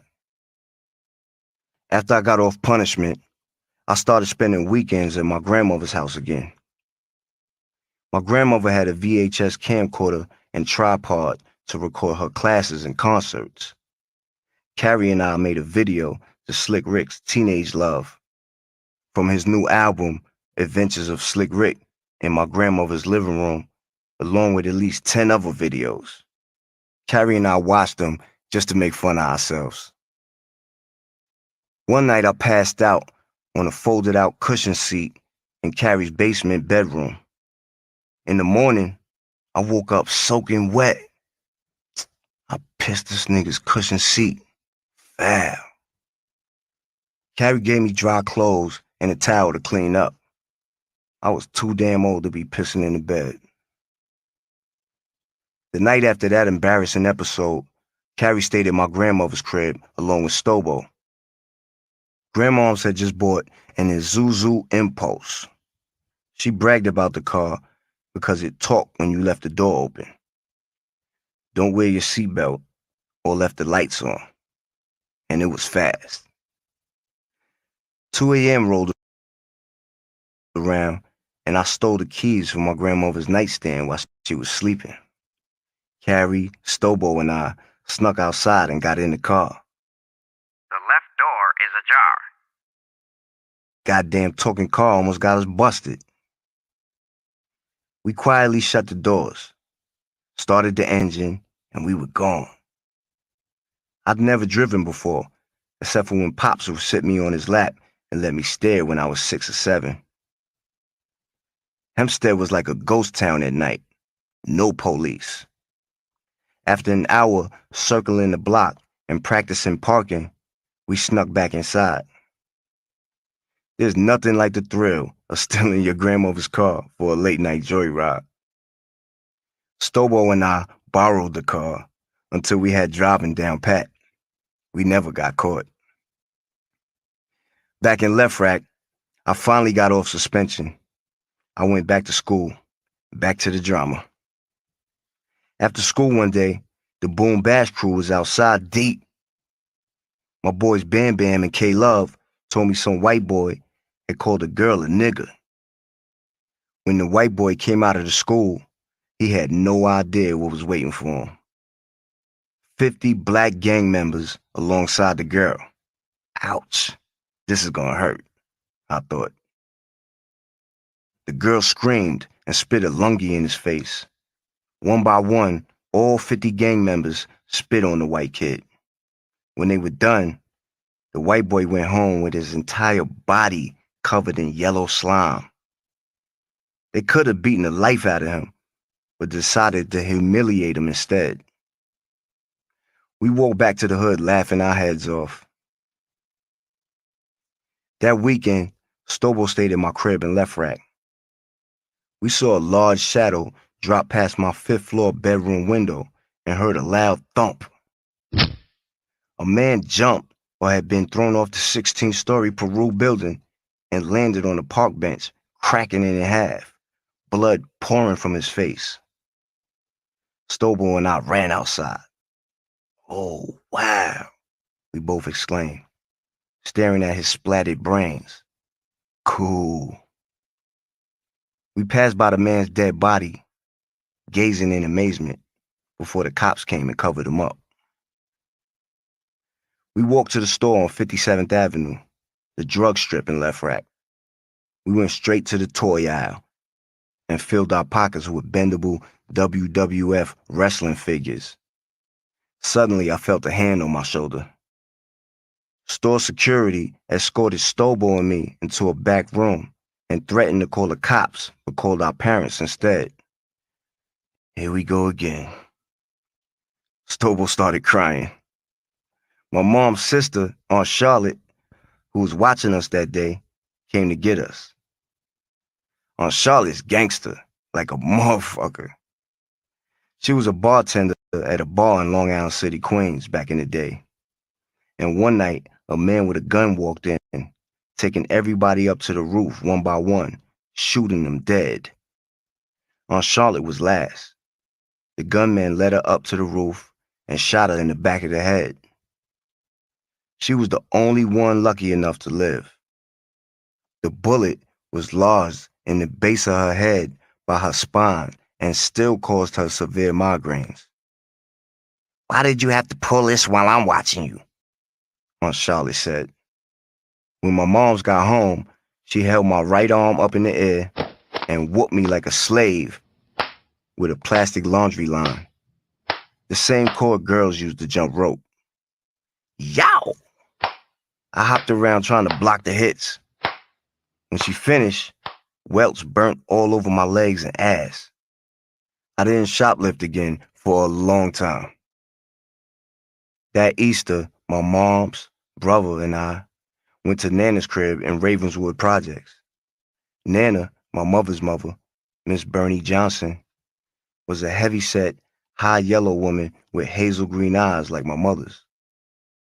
Nana chain-smoked cigarettes and worked as a token booth clerk at the train station on Jackson Avenue in Long Island City. A sweet lady who spoke with a classic nasal New York accent. Her apartment in Ravenswood looked like a souvenir store because Nana traveled the world collecting trinkets. Her favorite possessions were her Jet magazines, every issue stacked on the coffee table. My favorite thing to do at Nana's crib was climb the big Central Park-looking rocks in front of her building. Nana and I would toss shelled peanuts down to the squirrels on those rocks and watch them pounce. Besides her token booth job, Nana had a side hustle, selling bottles of imitation perfume and cologne at the beauty salons in Long Island City. The boxes for those bottles would read, "If you like Ralph Lauren, then you'll love Rudolph Lorente. But the knockoff smelled just like the real thing. My favorites were the fake Drakkar and gray flannel. Nana had me smelling good for school. Uncle Charlie, my mother's brother, who came back from the Vietnam War mentally messed up, traveled from the VA hospital upstate New York to Nana's for the holidays, and always brought me a big black garbage bag full of model Army planes, tanks, and trucks. There were 90 pieces to glue together, put stickers on, and paint. I was too young and impatient, so I never completed one of those things. The highlight of going to Nana's crib was her fried chicken wings, the best in Black history. Salty like a motherfucker, but amazingly good.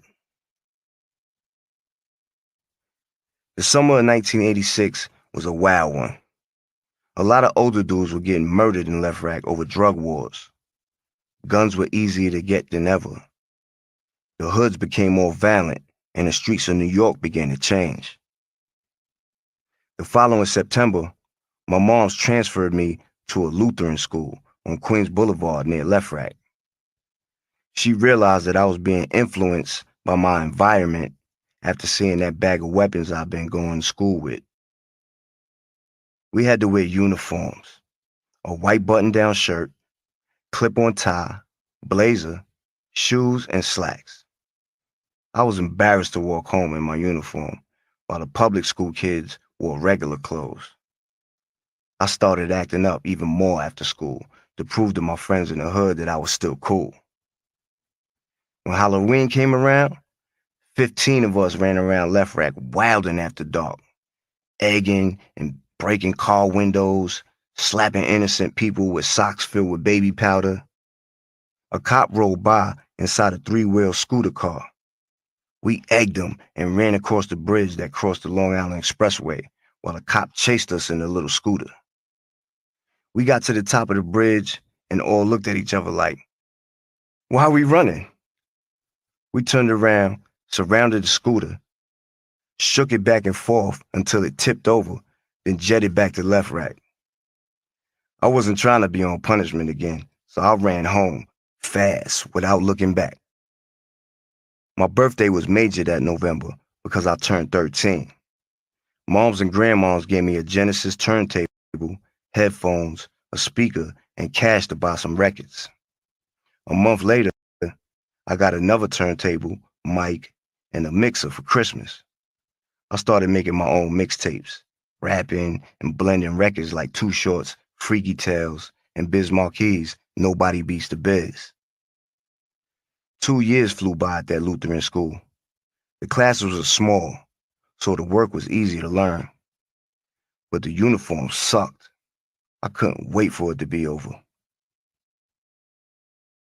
Okay, guys, let's take a little break, y'all, and salute to all of those in the chat, y'all. Really appreciate y'all. Hope y'all enjoying the audiobook, guys. All right, I want to give a shout out to my guy King Grove for the super chat. Thank you, my guy. Much appreciated.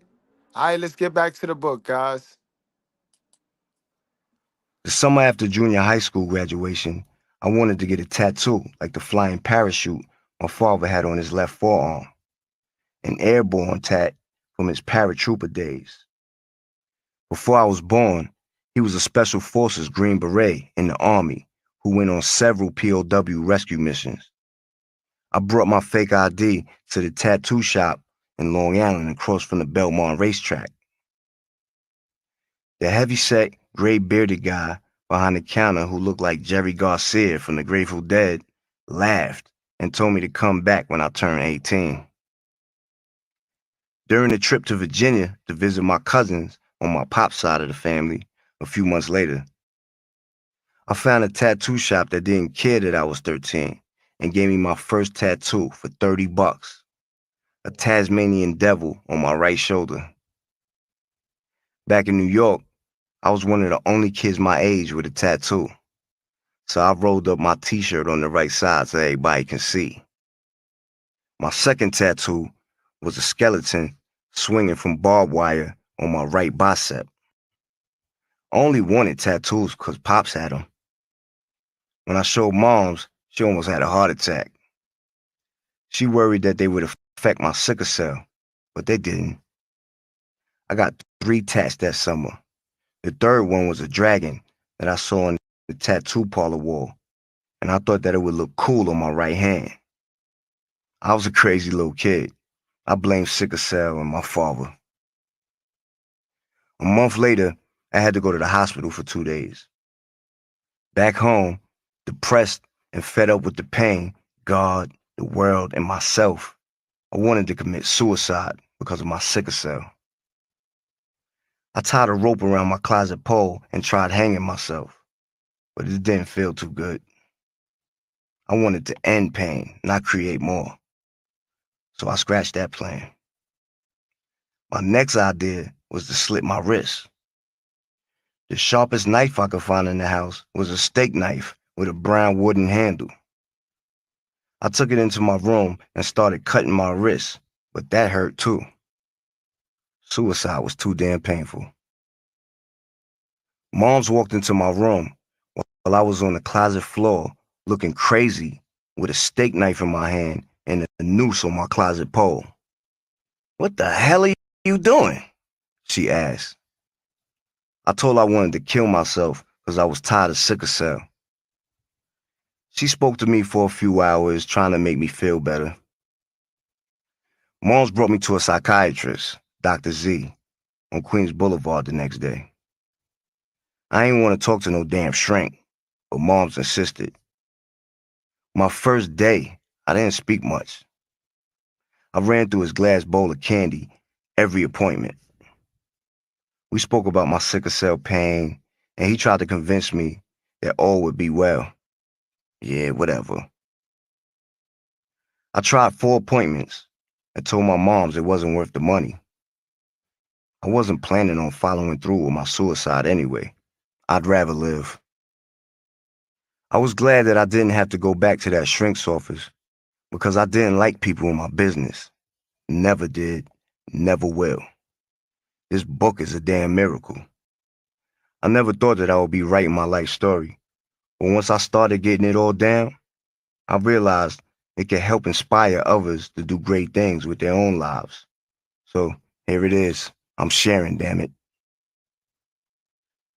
Towards the end of that summer, a bunch of my friends from my block were talking about what high school they wanted to go to in September.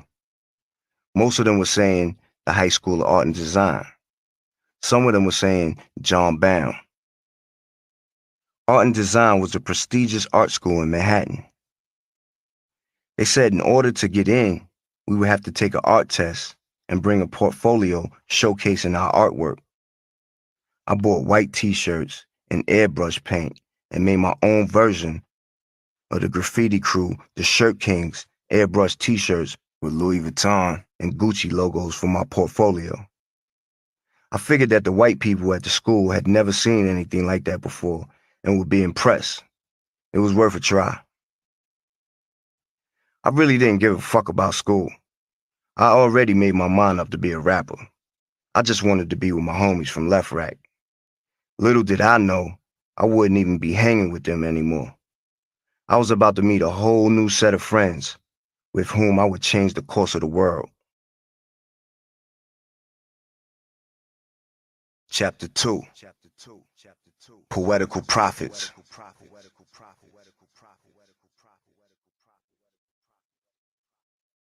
The first day of high school is one of the most important days of a teenager's life.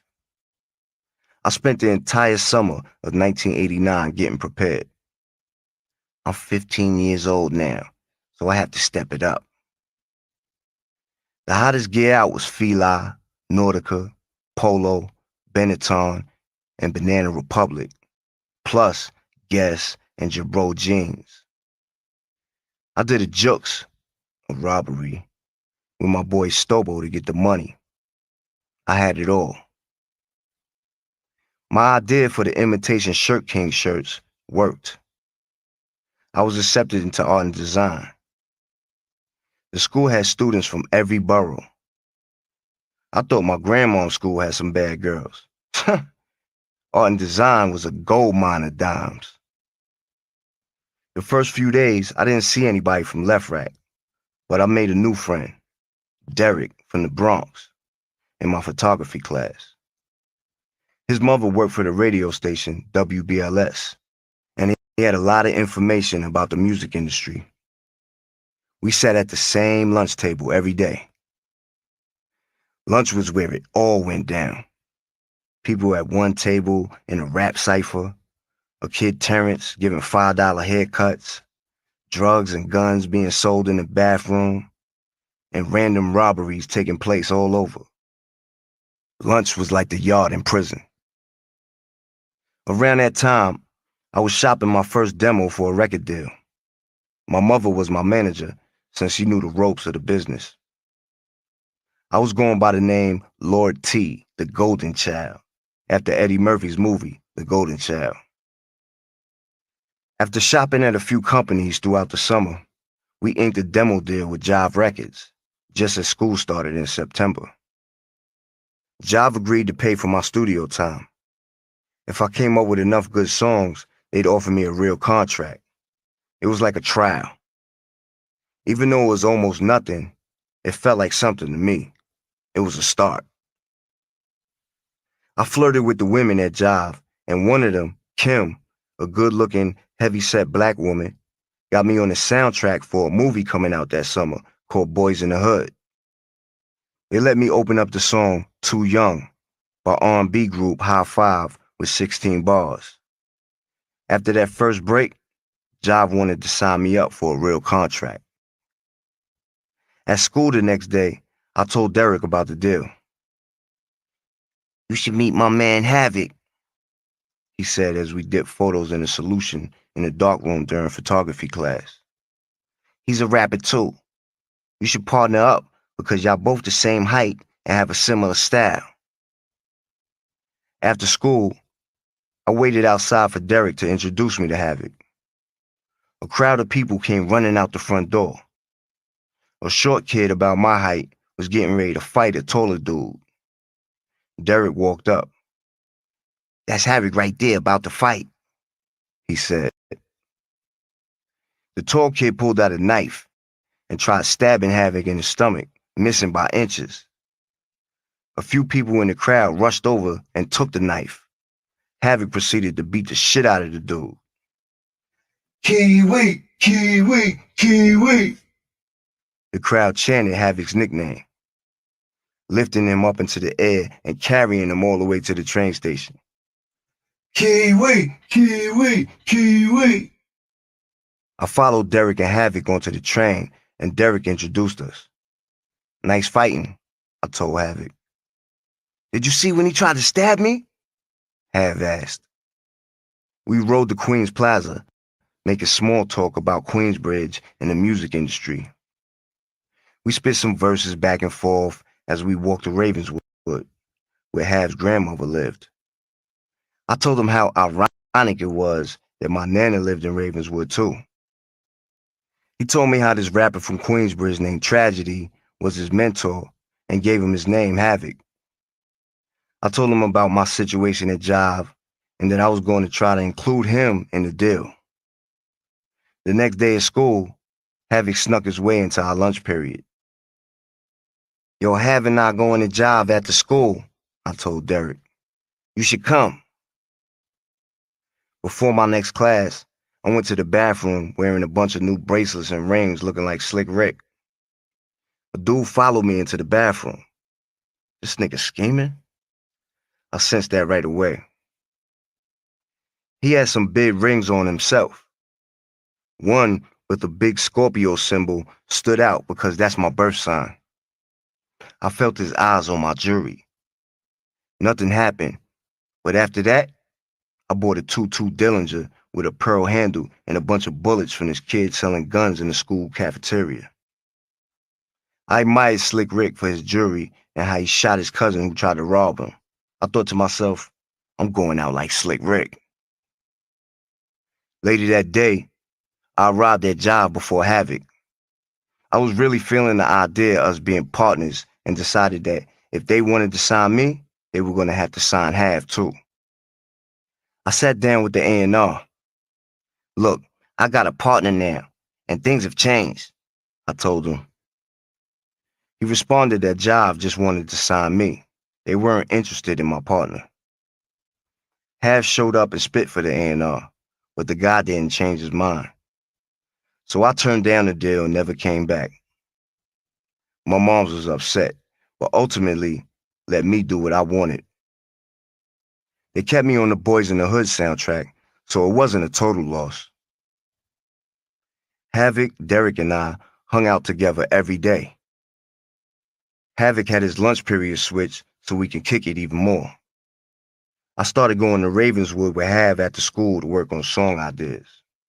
I met his younger brother, TJ, and their cousin, Todd. Todd was a real smart kid when it came to school. He was also into photography. So he told Hav and me that he would take some demo pictures for us. Hav started bringing me 3 blocks over to Queensbridge projects to hang out with his friends. He bugged out when I told him I used to be in QB every day because my mom's worked for housing. It had been years since I've been to QB. And who's the first person I saw? The kid who had me up against the wall for talking to his girl. His name was Deaky, a.k.a. Nice. And he's one of Hav boys. He didn't even remember me. I also saw some of my old friends from Reed's Day Camp. They remember me right away. Havoc, his boys, my old friends, and I sat on the benches on Hav Block and reminisced about old times while drinking 40 ounces. There was a party going down later that night in the projects. The energy at the block party behind Reed Center that night was intense. Ice grills, screw faces, weed smoke, and hard liquor. Party was in a park enclosed by a tall black steel gate with sharp tips on it, with only one way in and one way out.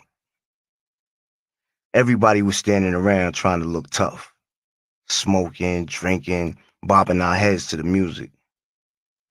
Something was going to pop off at any moment. About an hour into the party, it did.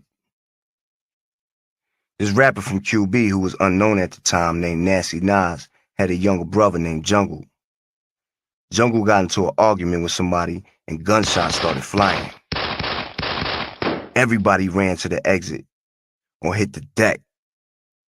Hav and I and the 2 chicks we were with ran and hopped the gate. My pants got hooked on one of the sharp tips. I was hanging upside down, yelling for Hav to get me off the gate while shots were flying.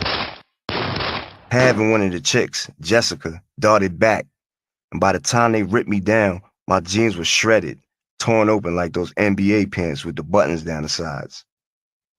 If Jessica's reading this, I know she's dying laughing right now. That was my first Queensbridge block party, and the first time that I had bullets whizzing around me. I guess you could say I was hooked on QB from then on. Hav and I bonded real quickly and decided that music was more important to us than school. We went to school just to check in for homeroom attendance, met in the cafeteria, and cut out after lunch. Most of the time, we'd jump out of the lunchroom window since it was on the first floor. Sometimes we'd linger by the front door and run when the security guard wasn't looking. A lot of times, we go to school just to rob people for their clothes, money, Walkman, train and bus passes, and anything else worth taking. One Thursday, Havoc and I cut out of school to meet 2 girls at his grandmother's crib in Ravenswood. When we got there, Hav's brother TJ and their 3 friends from Queensbridge, the twins and Nitty, were already at the crib cutting school as well. The twins, Nitty, and TJ, who were all a few years younger than Havoc and I, said they were on their way to catch some juxes. Hav pulled out a small fruit cup snack from out the freezer. "Yo, check this out, Pete," he said.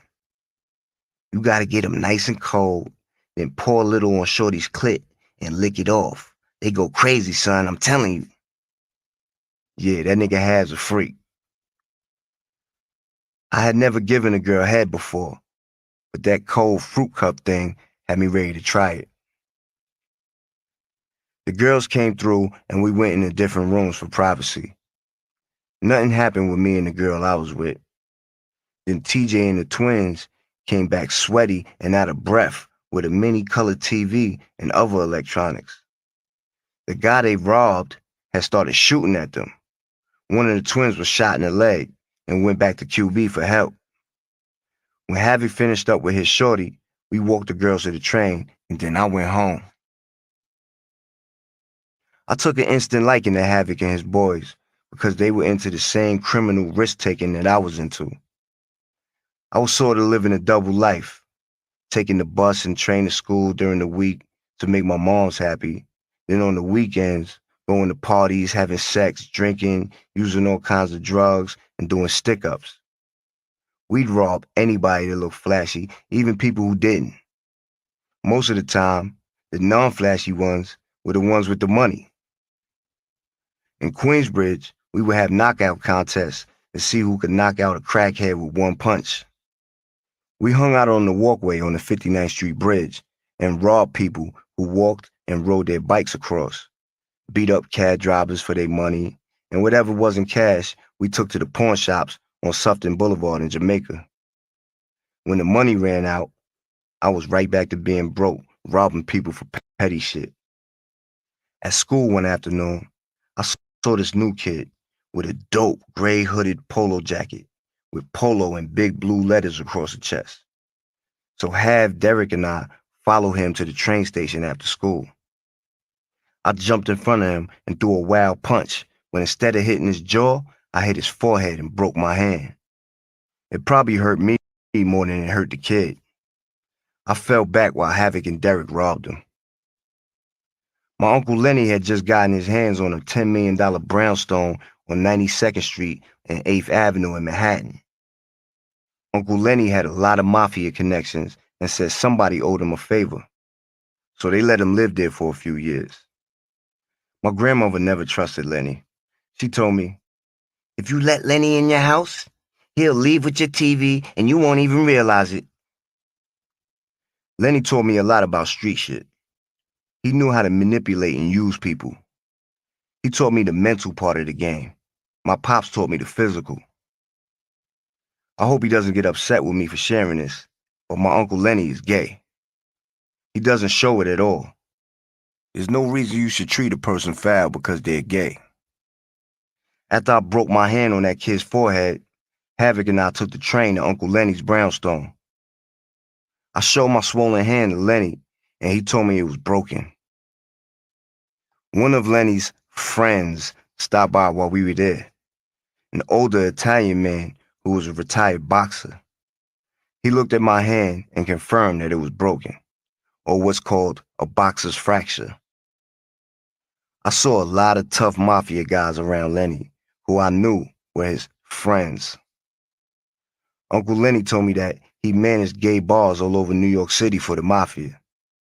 After checking out my hand, Lenny made Hav and me some pasta and we left. I took the train to Mom's job down by the World Trade Center. She had become a high-ranking employee at the New York City Housing Authority and no longer had to work in the projects. When I got to her office on Murray Street in Broadway, Mom's left early and took me to St. Vincent's Hospital. The doctor told me I had a hairline fracture and my pinky knuckle was out of the socket. A boxer's fracture, just like Uncle Lenny's friend had said. The doctor pulled my knuckle back into place, wrapped my hand in a small cast, and told me it would ache later in life. At school the next day, our boy Tafari from Coney Island took a photo of Havoc and me laughing about the situation in the lunchroom, my arm in a sling. It's a classic. Tafari knew this kid named Silver in Coney Island who had a small studio. And Havoc and I cut out of school every day and rode the D train for an hour from Manhattan to Silver's crib. In 1 month, we made like 50 songs at Silver's. I did a couple of robberies and got $20,000. Thinking back, I regret it. In time, I paid for every red cent I stole and for every person who got hurt along the way. Karma is very real. Anyway, I got the bread, and at the Coliseum Mall next to Jamaica Avenue, I bought Havoc a big gold link and a Mary Mother of God pendant with a big ruby in it. Hav was happy. I bought myself a thick herringbone chain with the biggest Nefertiti piece that they had, plus 3 gold rings. Hav told me about the Steinway Street shopping area in Astoria, so we went on a shopping spree, spending about $700 on clothes and sneakers. My 15th birthday had just passed, so I decided it was time to start driving. At a used car lot on Hillside Avenue in Jamaica, Queens, I bought my first car for $9,000 cash, a Sterling luxury car imported from England. I was 15 with no license, insurance, nothing. But the used car dealer was so grimy and happy that I had cash, he gave me a temporary registration and said to come back when it expired and he'd give me a new one. I was the littlest motherfucker with big jewelry, the flyest clothes, and a nice car. Since I didn't have a license and looked so young, I had tints put on the windows and mostly drove it at night or on the weekends I spent at grandma's crib. Back then, people were still walking around with beepers on their hips. And if you were lucky enough to have a cell phone, which was damn near unheard of, it was big and doofy. Car washes sold fake plastic car phones with antennas to stick on your windshield. I bought one and pretended like I was on the phone when I drive past girls. Don't laugh, I got a lot of girls with that trick. I'd park a couple of blocks away or around the corner from my crib so my moms and grandmoms didn't know I had a car. $9,000 was stashed, left untouched. Almost all the biggest rappers talk about how they was getting money since back in the day, but I guarantee you, none of them was doing what I was doing at 14 and 15. Anybody who knew me from back then can vouch for me. One Saturday, Havoc came to my grandma's dance school. "Is it like this every Saturday?" Havoc asked me. He was open and bagged a few girls from there. "I've got to start coming here more often." That weekend, I found out that cousin Craig had got locked up again. Somehow he'd been shot in the foot, and they locked him up right after that. Havoc and Stobo spent the weekend at my grandma's crib in Hempstead.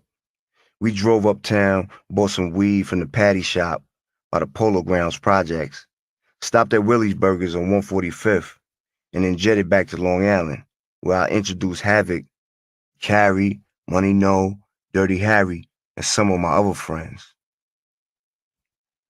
Later that night, we went to White Castle, the after-hours hangout in Hempstead. It had just started raining, and Hav asked me if he could drive my car around the block. We were drunk and high, so even though I knew Hav never driven a car before, I let him. This kid Kevin, who lived around the corner from me, went with him just in case. I watched Hav circle around one time, and then another, and then he hit the gas too hard when he tried pulling back into the parking lot and almost drove into White Castle. Luckily, he ran over a fire hydrant instead. My car was stuck on top of the hydrant.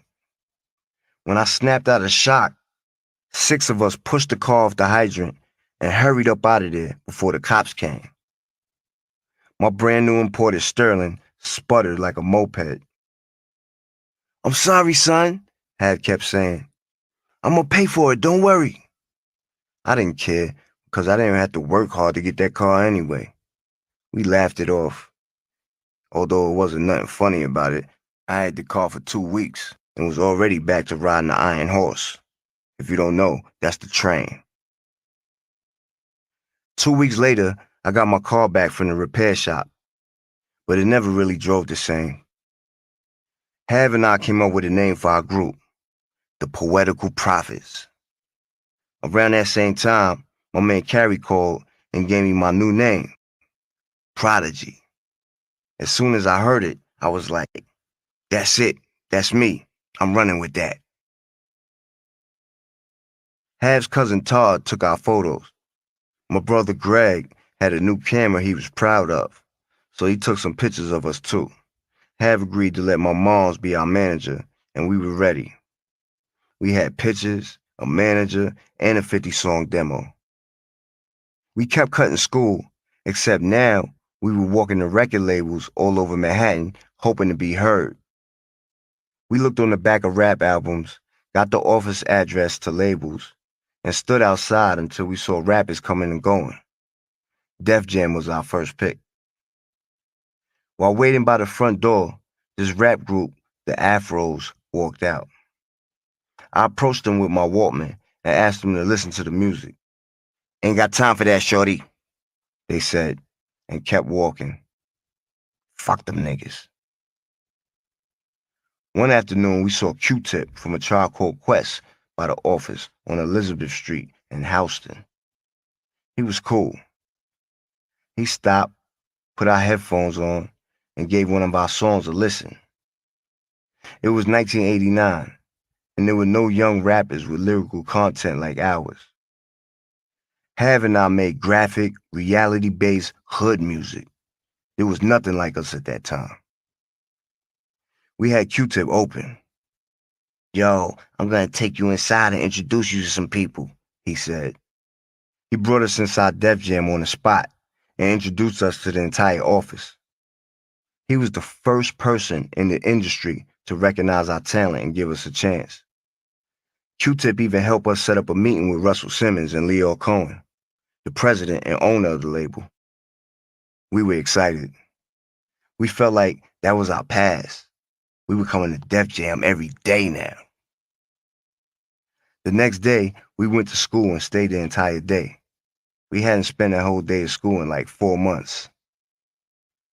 There were signs on the bulletin board for a school talent show. You know we signed up. We only liked school because of the girls and robbing students for their goods. Plus, that's where our friends were at. We got drunk and high right before class mostly every day when we actually stayed. We were terrors in that school. We did a lot of things I can't discuss because it would incriminate us. But we ran through that school like we owned it. Hav and I were pissy drunk at talent show practice one day, drinking 40s of Ballantine Ale and OE. Hav was more bent than me. He told me how he and our boy from school, Derek, were planning to set me up and rob me when Derek first introduced us. But they ended up feeling my style, so they changed their minds. Wow, crazy. I guess the truth does come out when you're drunk. After the rehearsal, somebody in the crowd of 10 people started clapping and making a lot of noise for our song. Aw, shit.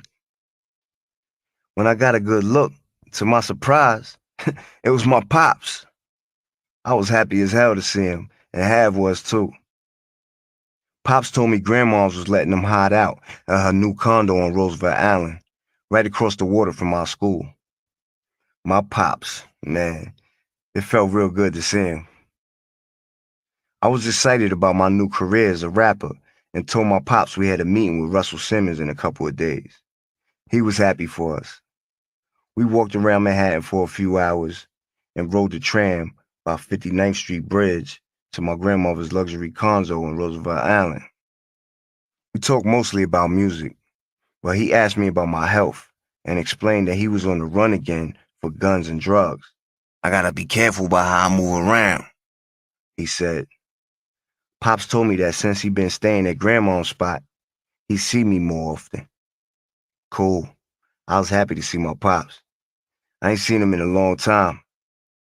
I rode back from the island alone and went home. A couple of days later, it was meeting time. We changed DJs from Tafari to Hav's man Prince AD from Queensbridge. Tafari was like 6'1", and Prince AD was real little like us. He fit in. We were scheduled to meet Russell Simmons at his Manhattan condo around the block from Def Jam. I always kept my gun on me, but I didn't want to disrespect Russell by bringing that type of energy into his home. So this kid Perry at Def Jam let me leave it in his office drawer until we were done. Perry walked us to Russell's apartment on Broadway near NYU. Russell's assistant let us in. There was a big-ass jacuzzi tub in the floor in the room next to the living room. The white carpet had just been shampooed, and we had to take our shoes off and step in the soapy, stinking carpet in wet socks. Oh, so this is what it's like to have $1 million in your own record label. Nervous and excited, we waited around for 15 minutes until the assistant said Russell wasn't going to be able to make it. He sent us back to the office to meet with Leo Cohen instead. Leo listened to our best songs and told us that we cursed too much, and our music was too violent. He said Def Jam couldn't do anything with us because we were too young to speak like that.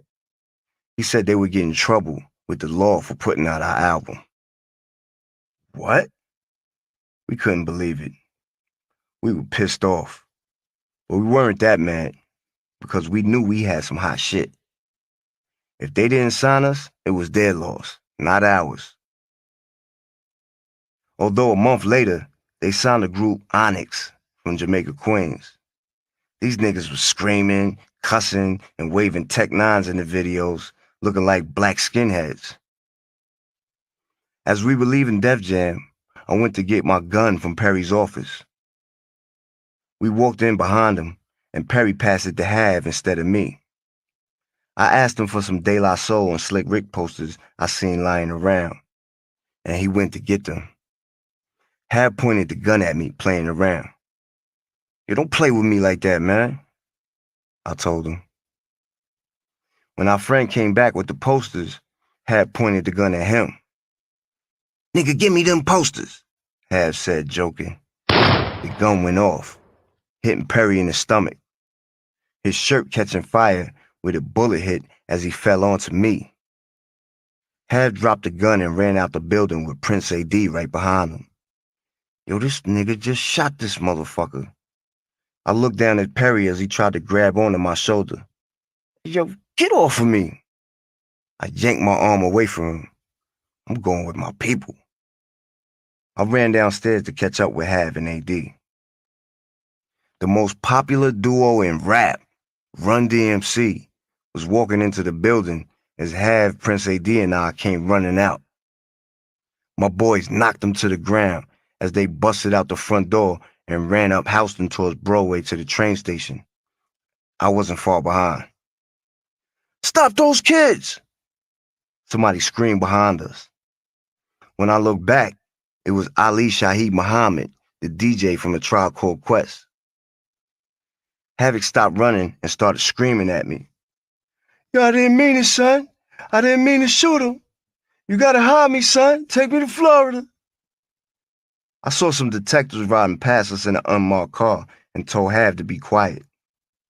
The 3Ds got out the car and came over to us. "Is there a problem?" one of the officers asked.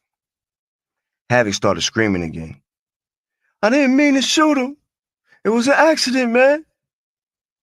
The Ds pulled out cuffs and put them on Hav. Ali Shaheed Muhammad caught up with us and told the cops what happened. I told them that it was an accident. We thought it was a lighter. We found it outside. We didn't know it was a real gun. They took Hav to the bookings. Prince AD and I went home. The next morning, Moms woke me up for school. She had the radio on Kiss FM as usual. While we were both getting dressed, they announced that some rappers got into an argument with Leo Cohen at Def Jam over contracts, and one of the rappers, Keywan Muchita, shot an A&R because they didn't sign us. What? I explained the real story to my moms. "I have to go see the dude in the hospital to make sure he's okay and to make sure he knows how it went down," I said. I felt bad because we had just met the kid through Q-Tip. Perry showed us love, helping us get inside Def Jam instead of us having to stand outside like groupies. But my main focus was getting Perry to agree to tell the story to help Hav get out of trouble. My mom said she'd come with me. So after school, we went to see him. My mother felt more badly for him than I did. Dude was messed up bad. The bullets were covered in green mold, causing an infection in his intestines. They had to take them out and let them heal outside of his body so the infection wouldn't spread. They attached a shit bag to his body while his intestines healed. Listen, I'm here for a reason, I said, sitting beside his bed. This is what you gotta say so Havoc doesn't have to go to jail. We found it outside the office. We thought it was a lighter. We didn't realize it was a gun. Say, yeah, that's true. I was there when they found it, and they thought it was a lighter.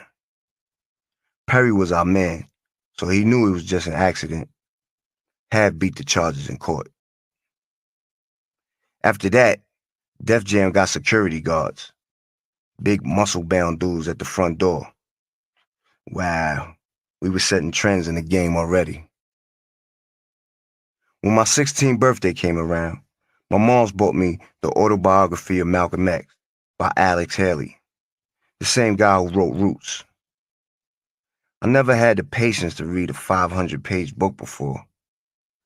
But after the first 50 pages, I realized that Malcolm X was a street dude before he became a great speaker and leader. Plus, Malcolm was once a part of the Nation of Islam, and I wanted to learn more about the 120 lessons of Islam. It took me 2 weeks to read, open my eyes, and planted the seed in my brain. I still had a lot to learn, but I felt a change in my mentality coming, a drastic change. Havoc and I started recording at this new spot, 510 Studios, on South Franklin in Hempstead. Paul, the guy who ran it, and his partner Kerwin, the in-house engineer, both made beats and had a similar style to Public Enemy's producer, Hank Shockley. Paul and Kerwin loved our style and wanted to produce a whole album for us, so we got to use the studio all the time. A lot of big names in rap music come from Long Island. Rakim, Biz Markie, EPMD, De La Soul, Public Enemy, Method Man, Busta Rhymes, and myself.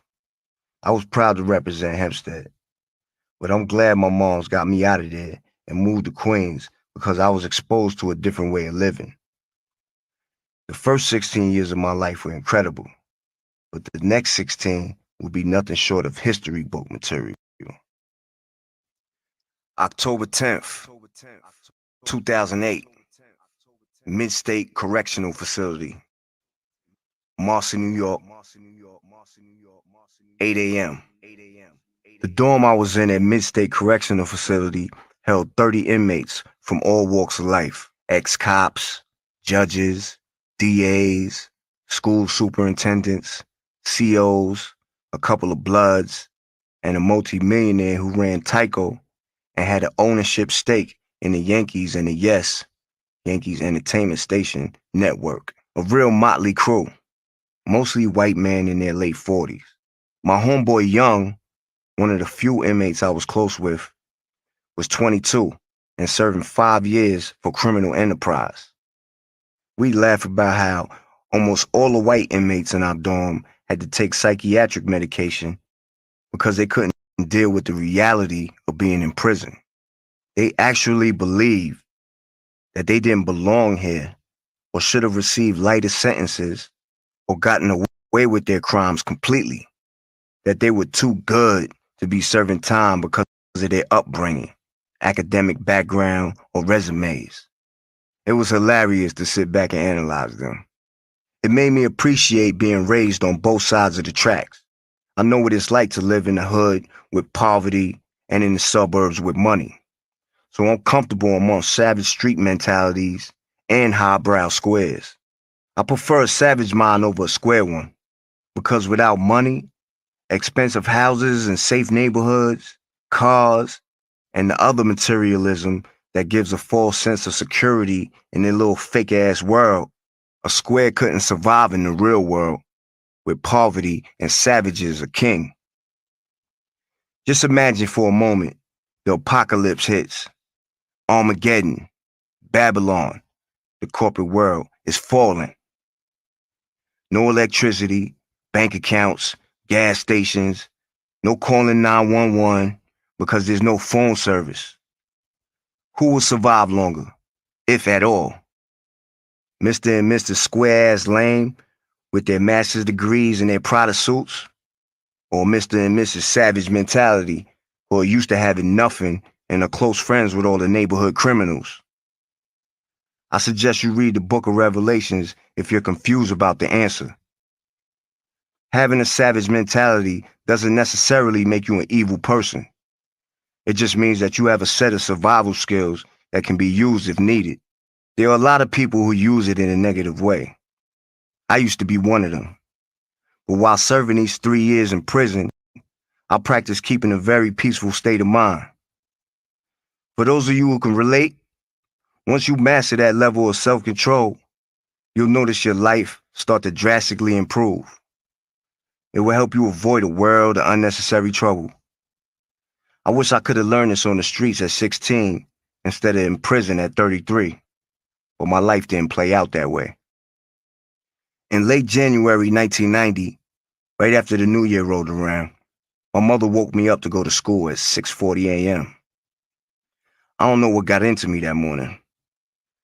I'm not going to school no more, I told my mom flat out.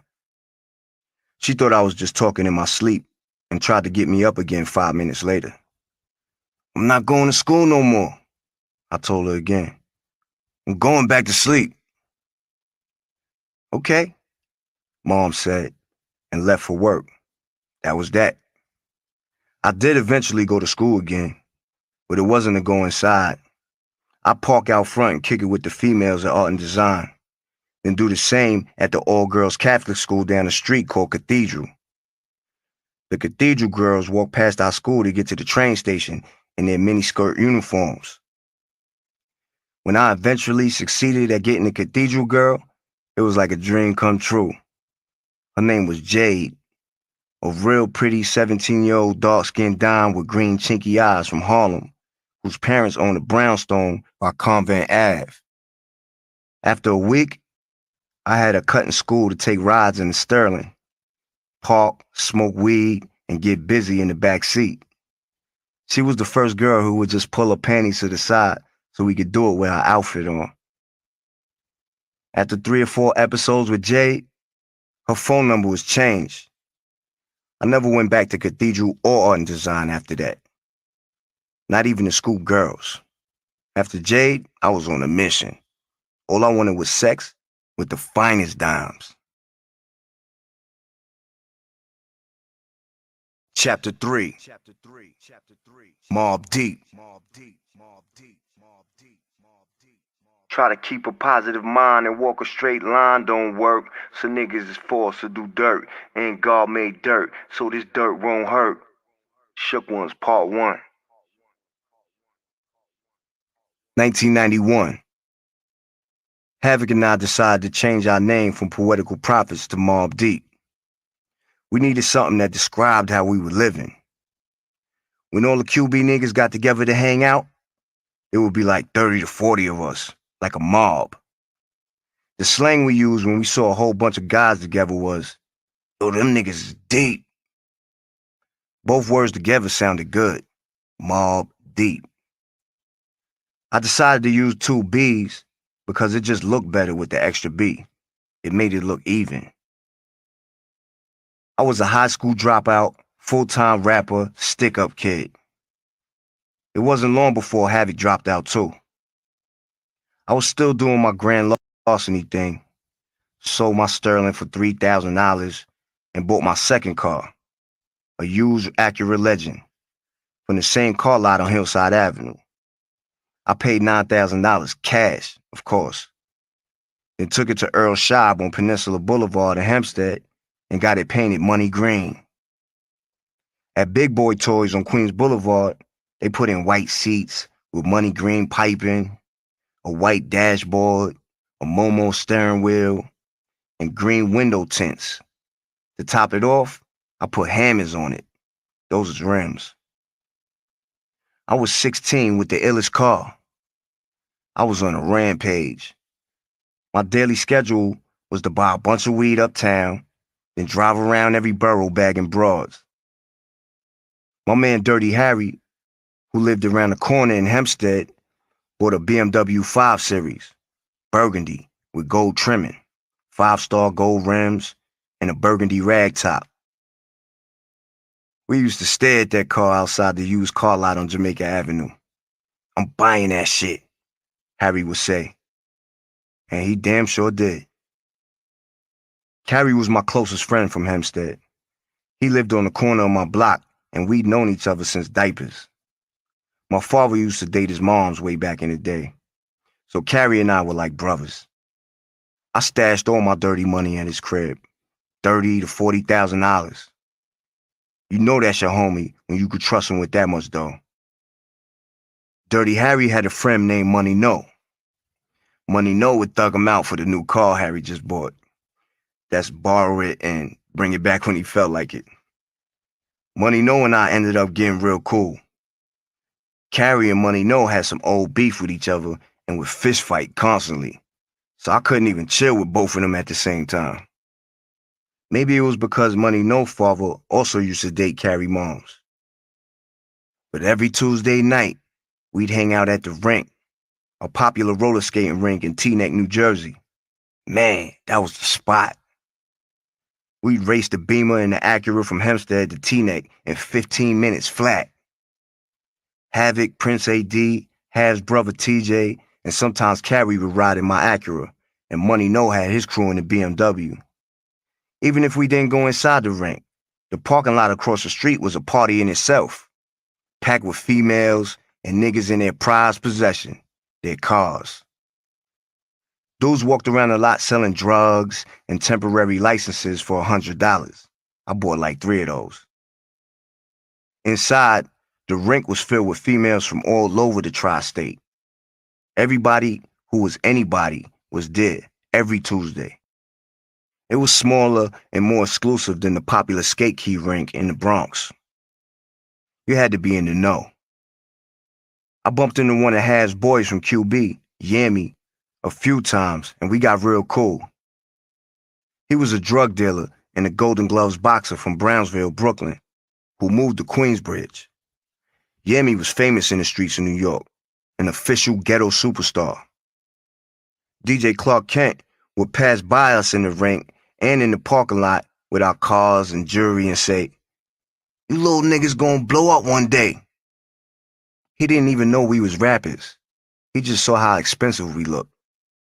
Most of the sex I was having at 16 came from hanging out at the roller rink and a small spot in Harlem called Ebony Lounge that had an older, well-dressed crowd with some good-looking females and minks and foxes. Derek's homeboy from the Bronx, DJ Damage, played there. We were the youngest in the 21 and over spot with our fake IDs, big jewelry, and nice cars. The ladies were all over me, taking turns pinching my butt as I walked through the crowd. Harlem girls got a lot of style, and I wasn't shy about approaching an older woman. We always arrived dressed fresh, Pele leather jackets and all sorts of colors and patterns, a different one for every night.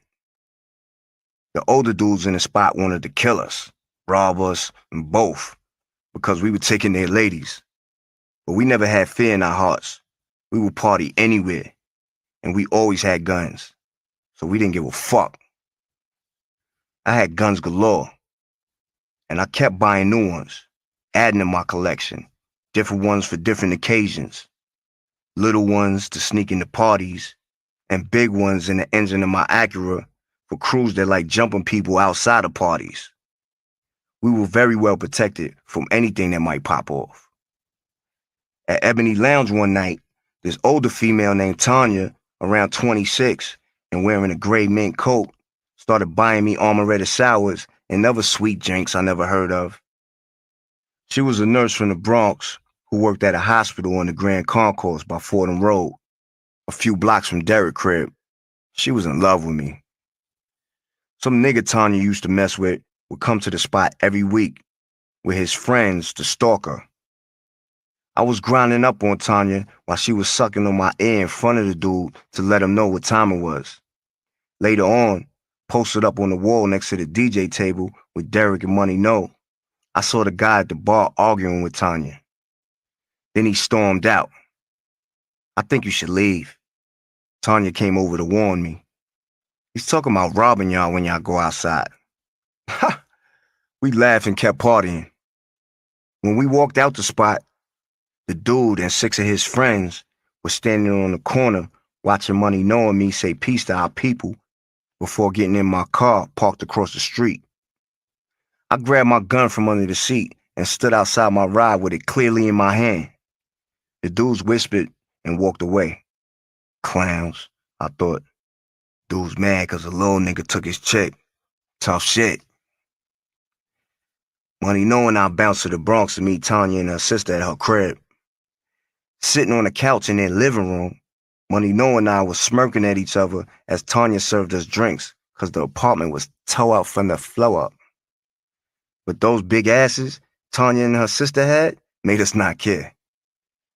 Money No went to her sister's room, and Tanya started giving me head right there on the couch. After 30 minutes, her sister called Tanya into the bedroom, and Money No came into the living room, telling me that her sister and Tanya both had their period, but still wanted to sex us. No thank you. I got caught my first time, and it fucked me up for life. Never, ever again. Pete, look, Money No said, pointing at the floor as we sat on the couch. Gun in my pocket just in case. I didn't see anything. You don't see all them roaches? I looked again. There was hundreds of them. As we were inspecting the roach population, a rat ran across the room. Oh, shit! We both jumped on the couch screaming. We said our goodbyes real quick. Driving across the Tri-Borough Bridge on the way back to Hempstead, a big roach crawled across the dashboard as if to say, "Sup, y'all?" We pulled over at the first exit, took our clothes off, and shook them out in the street, jumping around like idiots. That was the first and last time we went to Tanya's crib. We were having the time of our lives. Superstars before we were superstars. Money knows, and my favorite thing to do was drive to Philadelphia for the Greek festival. There was a lot of little niggas our age with money in Philly, riding around with four-wheelers, dirt bike motorcycles in the street and through the park. Thousands of young people partying in the park, showing off cars, motorcycles, clothes, and females showing off their bodies. Sweet. In late autumn, Kid Capri threw a big party in Manhattan's Upper West Side. Derek and his Bronx crew told me to meet them there, so I scooped Money No and headed to the city. I was wearing a brand new black and olive green butter soft Pele jacket with red trimming and a gold barrel link with a Lazarus piece. Looking real clean and ready to bag these older niggas' broads as always. The block was packed when we pulled up. We parked around the corner and walked over to where Derek and his crew was posted up across from the club entrance. Derek told me they couldn't get in. We didn't care.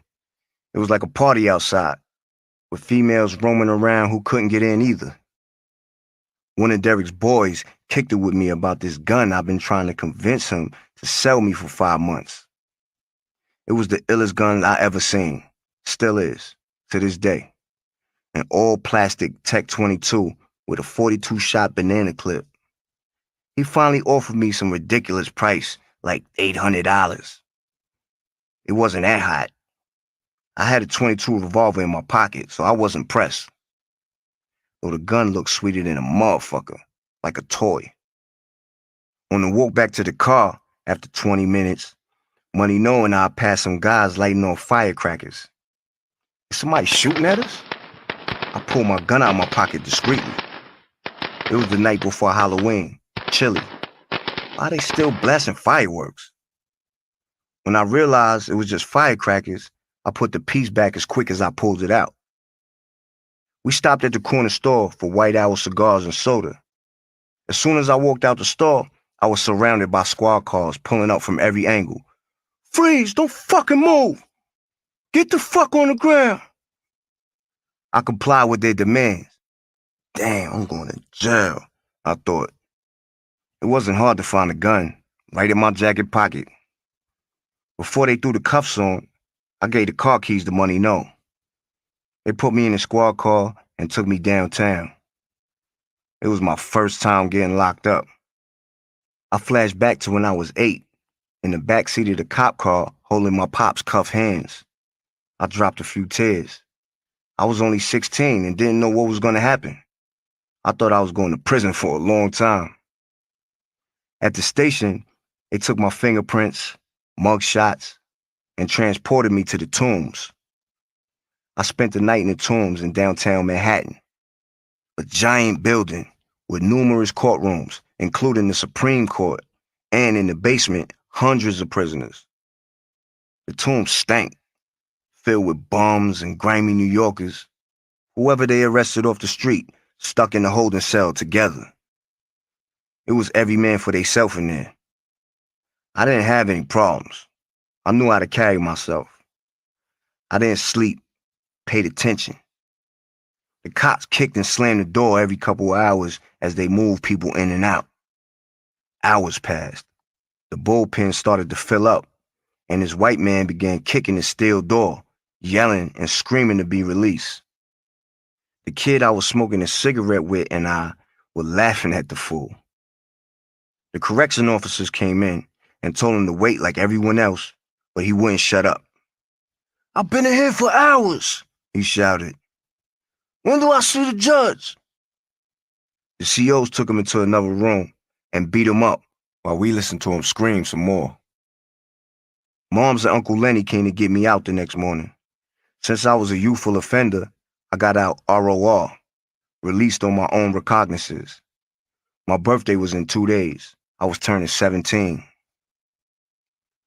I ended up getting 5 years probation and 150 hours community service at St. Peter's Church in Midtown Manhattan, right around the block from Art and Design. My grandpop's old jazz buddy, Reverend Genzel, wrote letters on my behalf to hook that up. During my daily 3 hours at St. Peter's, he'd tell me stories about playing jazz with my grandpops. The church served free food for homeless people with AIDS, so I helped set up tables and chairs and put them all away. My father left New York to hide out in California. He'd been on the run for like 4 years. After resolving his jewelry store robbery case, he caught another case when the cops pulled him over on the highway and found a couple of keys of cocaine and 2 Uzis in the trunk of his car. So he went on the run again. He made connections in Cali to change his identity, but he needed his mom's help. She couldn't send money or wire it through the bank because that would leave a paper trail. So grandmoms caught a flight to Los Angeles and took me along for the ride. It was winter recess at school, so my moms let me go.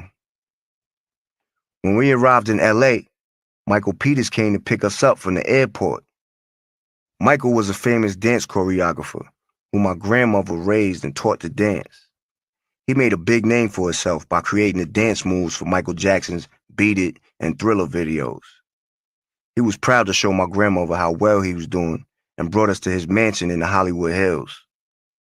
They drank and talked about old times at the dance school while I walked around Michael's living room, admiring the pictures on his walls of him smiling with celebrities. We checked into a hotel room at Universal Studios. When I was a kid, my grandmother took me to Universal Studios theme park right next to the hotel, where they showed us how they did special effects in movies. Even though I was older now, I still wanted to go. So Michael said he would take me while we were in town. Michael was gay as hell, but I grew up around a lot of gay dudes in my grandmother's dance school, so it didn't bother me.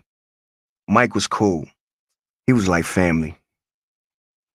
The next day, my grandmother and I met my pops at a grimy storefront on Malcolm X Boulevard in Compton to get the fraudulent identification.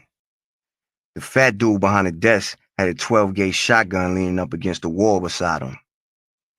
Pops and grandmas exchanged small talk with the dude for 15 minutes, like they had friends in common. Pops gave the guy a yellow envelope filled with $2,500. After the fat fuck counted it, he gave my pops a bigger yellow envelope with his new paperwork. Pops opened it and checked it all out.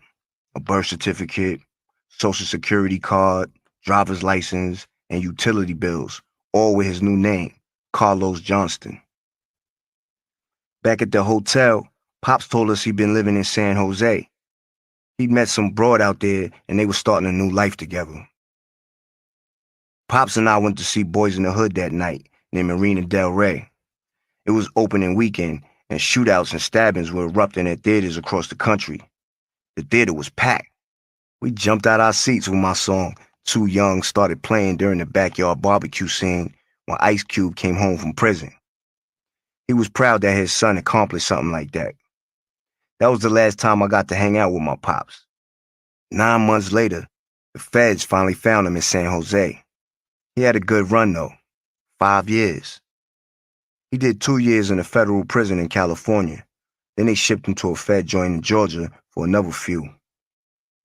Back in New York, I hung out in QB every day with Haz's friends. Jamel and Jamal were twins. You could tell them apart because Jamel had 2 razor scars on his cheeks, a long one on the right cheek and a short one on the left from a brief Rikers Island bid. Someone came up behind him with 2 razors and cut him on both sides. We called Jamal Twin Gambino and Jamel the Scarface twin. Then there were Ron Gotti, Ty Nitty, and Trip, who came to be known as Godfather. Karate Joe, who was a martial arts expert. Yammy, the Golden Gloves boxer. Free High, who smoked everybody weed and never chipped in or bought his own. Capone, who had a reputation for supposedly shooting a cop and cutting people with razors. Draws, who we called Super Trooper because he survived numerous shootouts and had been shot multiple times. Rap and Spark, 2 older laid-back hustlers who didn't hang out with us much because they were wiser than us. Though when they did come around, they'd advise us to stop all our young-minded shit and just get money. Prince Guard, who always was just coming home from jail. Ops, a.k.a. Dead On, because he knocked dudes out with 1 hit. And Tawan, they called him Noid because he looked like the Domino's pizza character, the Noid.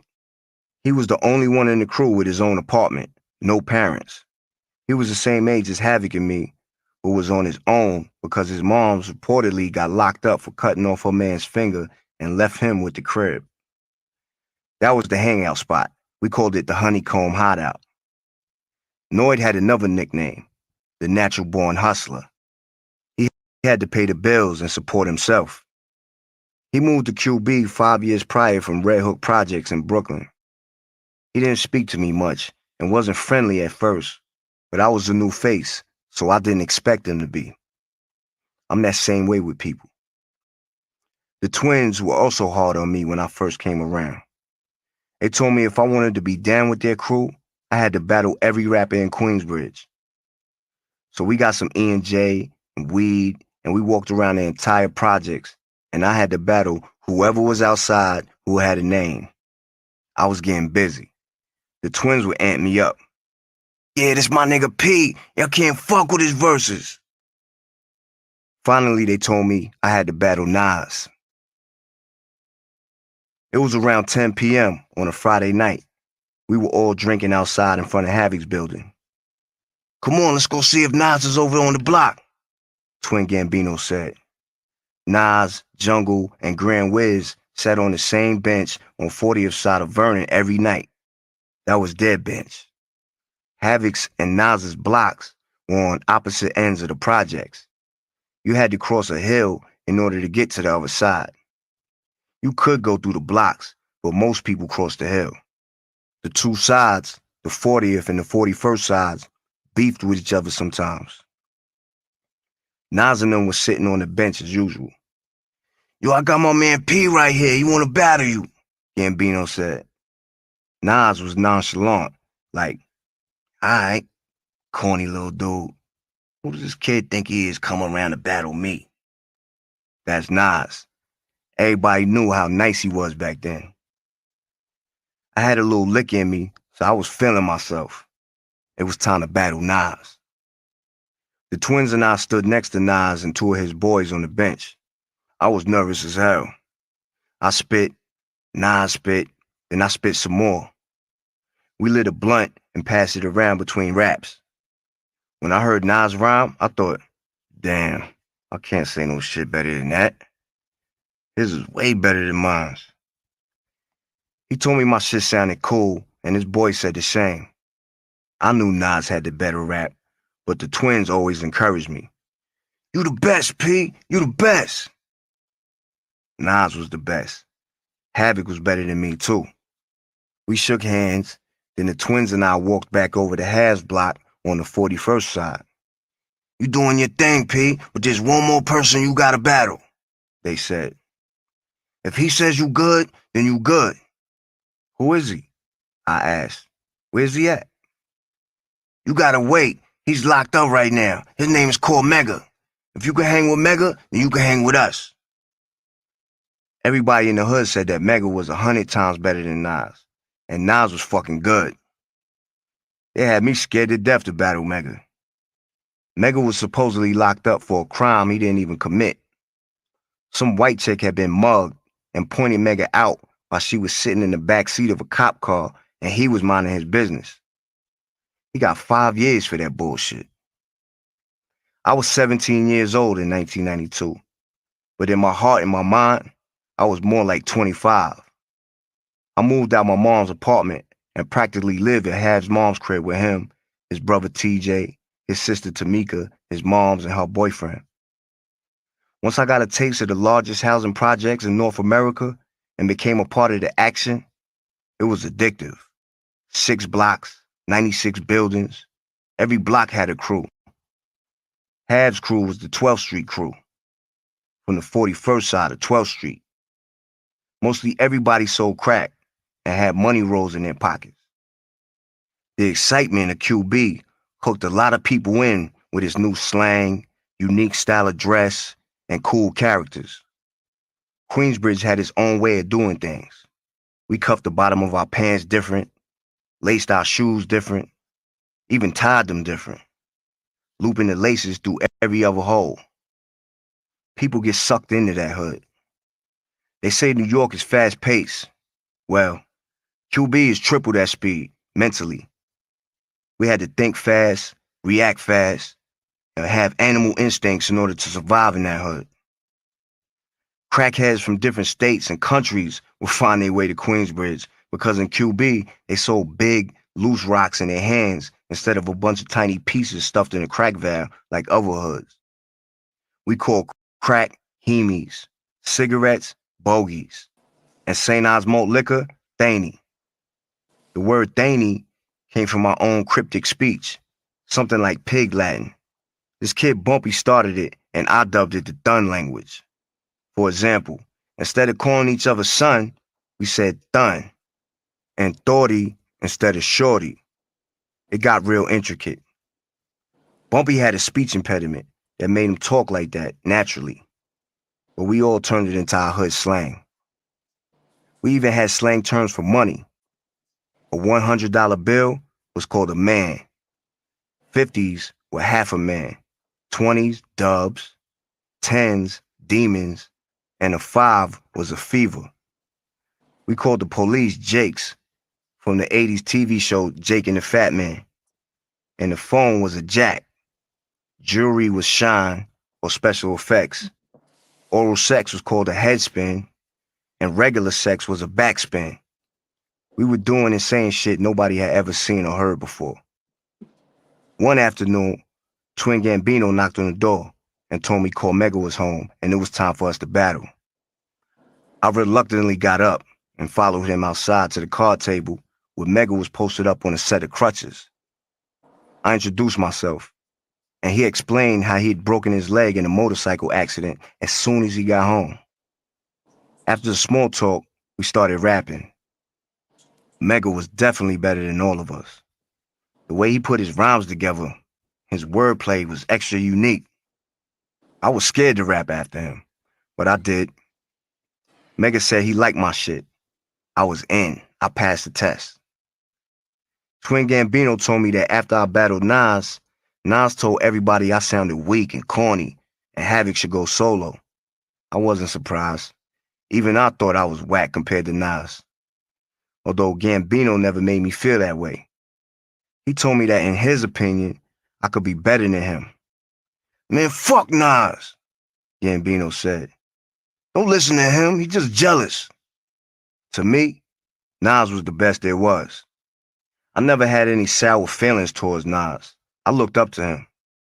Gambino telling me that Nas said I was whack only fueled me. I grew to love Havoc, his family, his friends, and Queensbridge so much that I wasn't going to let anything make them turn around and say, P's whack, let's cut him off. From that day on, I went on a rap mission because I wanted to be accepted by my new friends. I didn't want Had to go solo. It sparked a fire in me. I would like to thank Nas, the Twins, Havoc, and the entire 12th Street crew for bringing me into y'all world. I love y'all. Chapter 4. Juvenile Hell.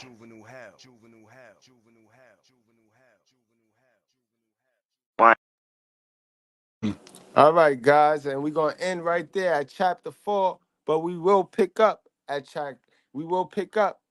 tomorrow, guys. So make sure you come back. Same time, same place, guys. On your way out, hit that like button, guys. On the top right, there's 3 buttons. Click into those 3 buttons and tip the channel with a like, guys. Appreciate y'all. Thank y'all for coming out. Hope y'all enjoyed the entertainment. See y'all later.